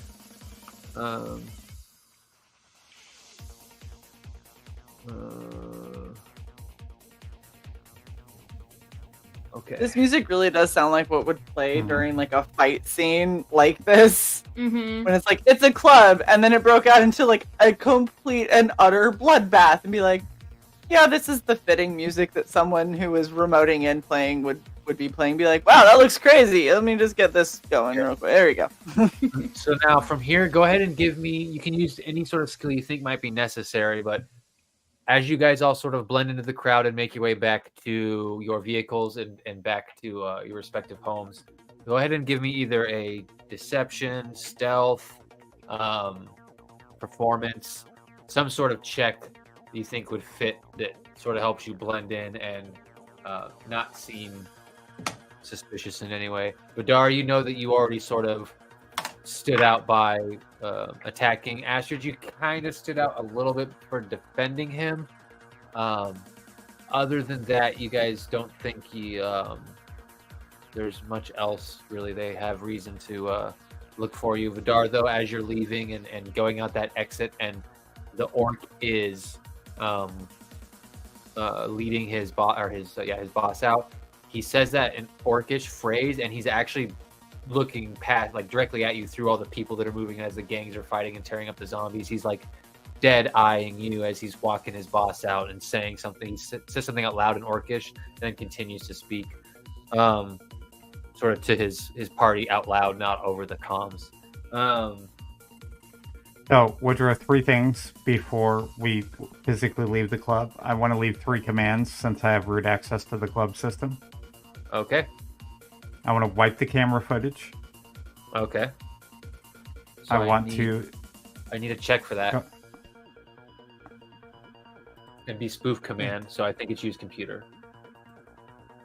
Everything's used computer. No, It's something. almost as if we're in a cyberpunk world. Some Almost. things are investigate. Everything is computer. 21. We said 21? Yes.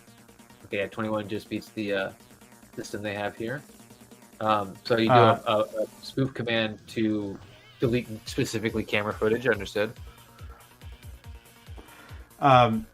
Set a 6-second timer to turn off all lights in the club. Because I want to make this a shit show for anyone who's slow in getting out. Okay. Shelly, go quickly. She's already at the front door, I think. Yeah, she is. And the last thing is just to erase any access logs for the system. So hopefully, So you want to delete your footprint essentially Yeah. on top of the camera footage. Okay, heard. It's good to know. It's good you mentioned both of those things because both, yeah, they're separate things. Okay.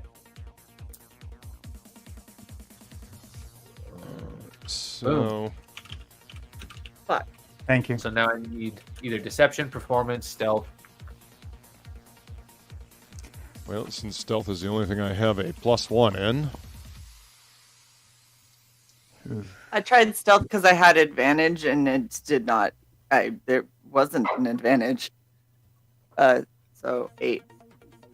Let's see. Got a 17. 16 + 1. Okay. I'm gonna. Really glad I went with the infiltrator armor. There's gonna Otherwise, be a I hit would out I on would me be at later. a well, I would have a disadvantage on stealth otherwise. Mine was a 16 for deception, and I'm gonna try to grab any drunk chick also coming out of the club and make like we're friends and be like, "Oh my god, did you see the zombies? Oh my god!" as we kind of run away to try to blend in. Okay. And then Shelly, did you say yours? Say what? Shelly had a -7. No, you either do a persuasion, a performance, or a deception check as you're sort of leaving to make yourself. You guys all blend in as you're going back to your car, your vehicles and stuff. Okay. Just in general. It's gonna be 13. Oh, okay, good. Okay, so good to know.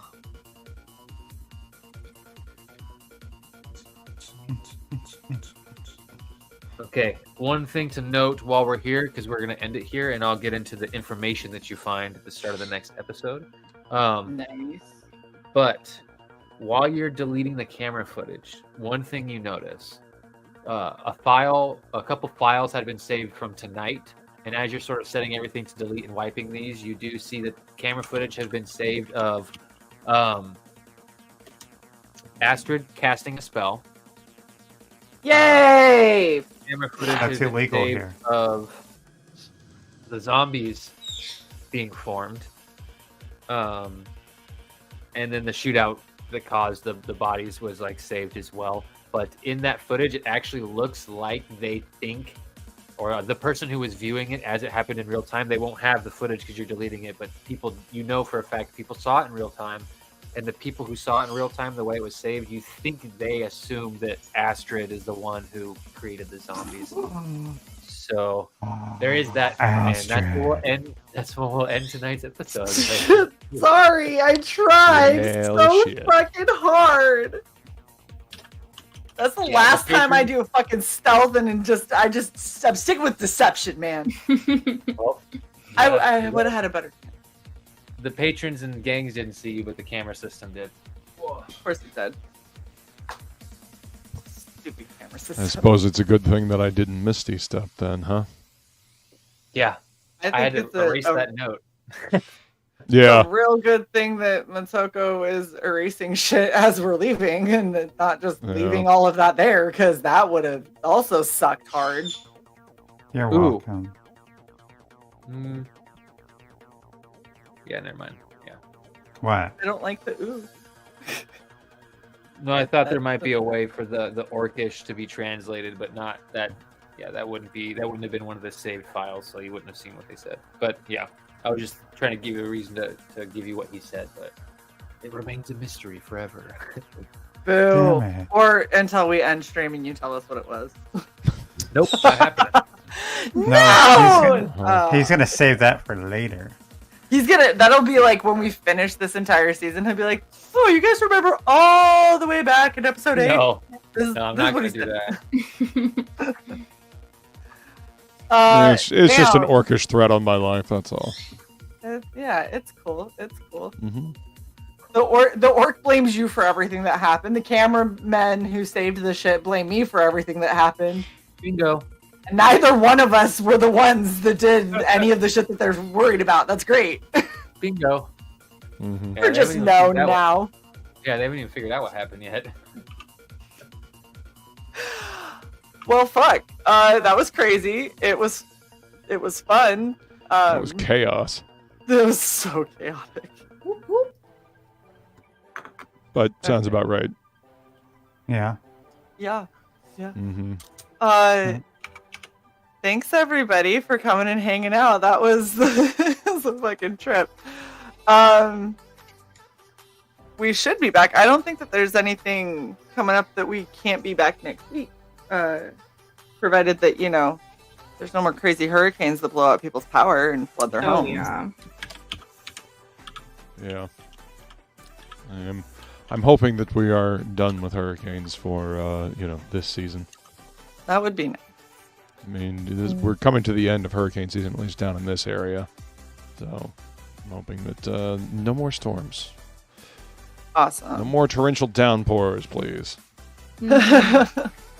Well, thanks everybody for coming and hanging out. Thanks to the 40, there were 43 a second ago, so thank you even though you already left. Thank you to everybody who came and hung out, and Woodrow's devices got disconnected, so Luke will now be Woodrow. Raven will now be Luke, and Raven has gone to the bathroom So there is no Shatter Shell Shelly. She's gone. I don't Gone want the forever, she's responsibility retired. of being Woodrow. I know, So- nobody does. It's too much. Well, thank you guys all for hanging out with us, and we will see you next week. Bye.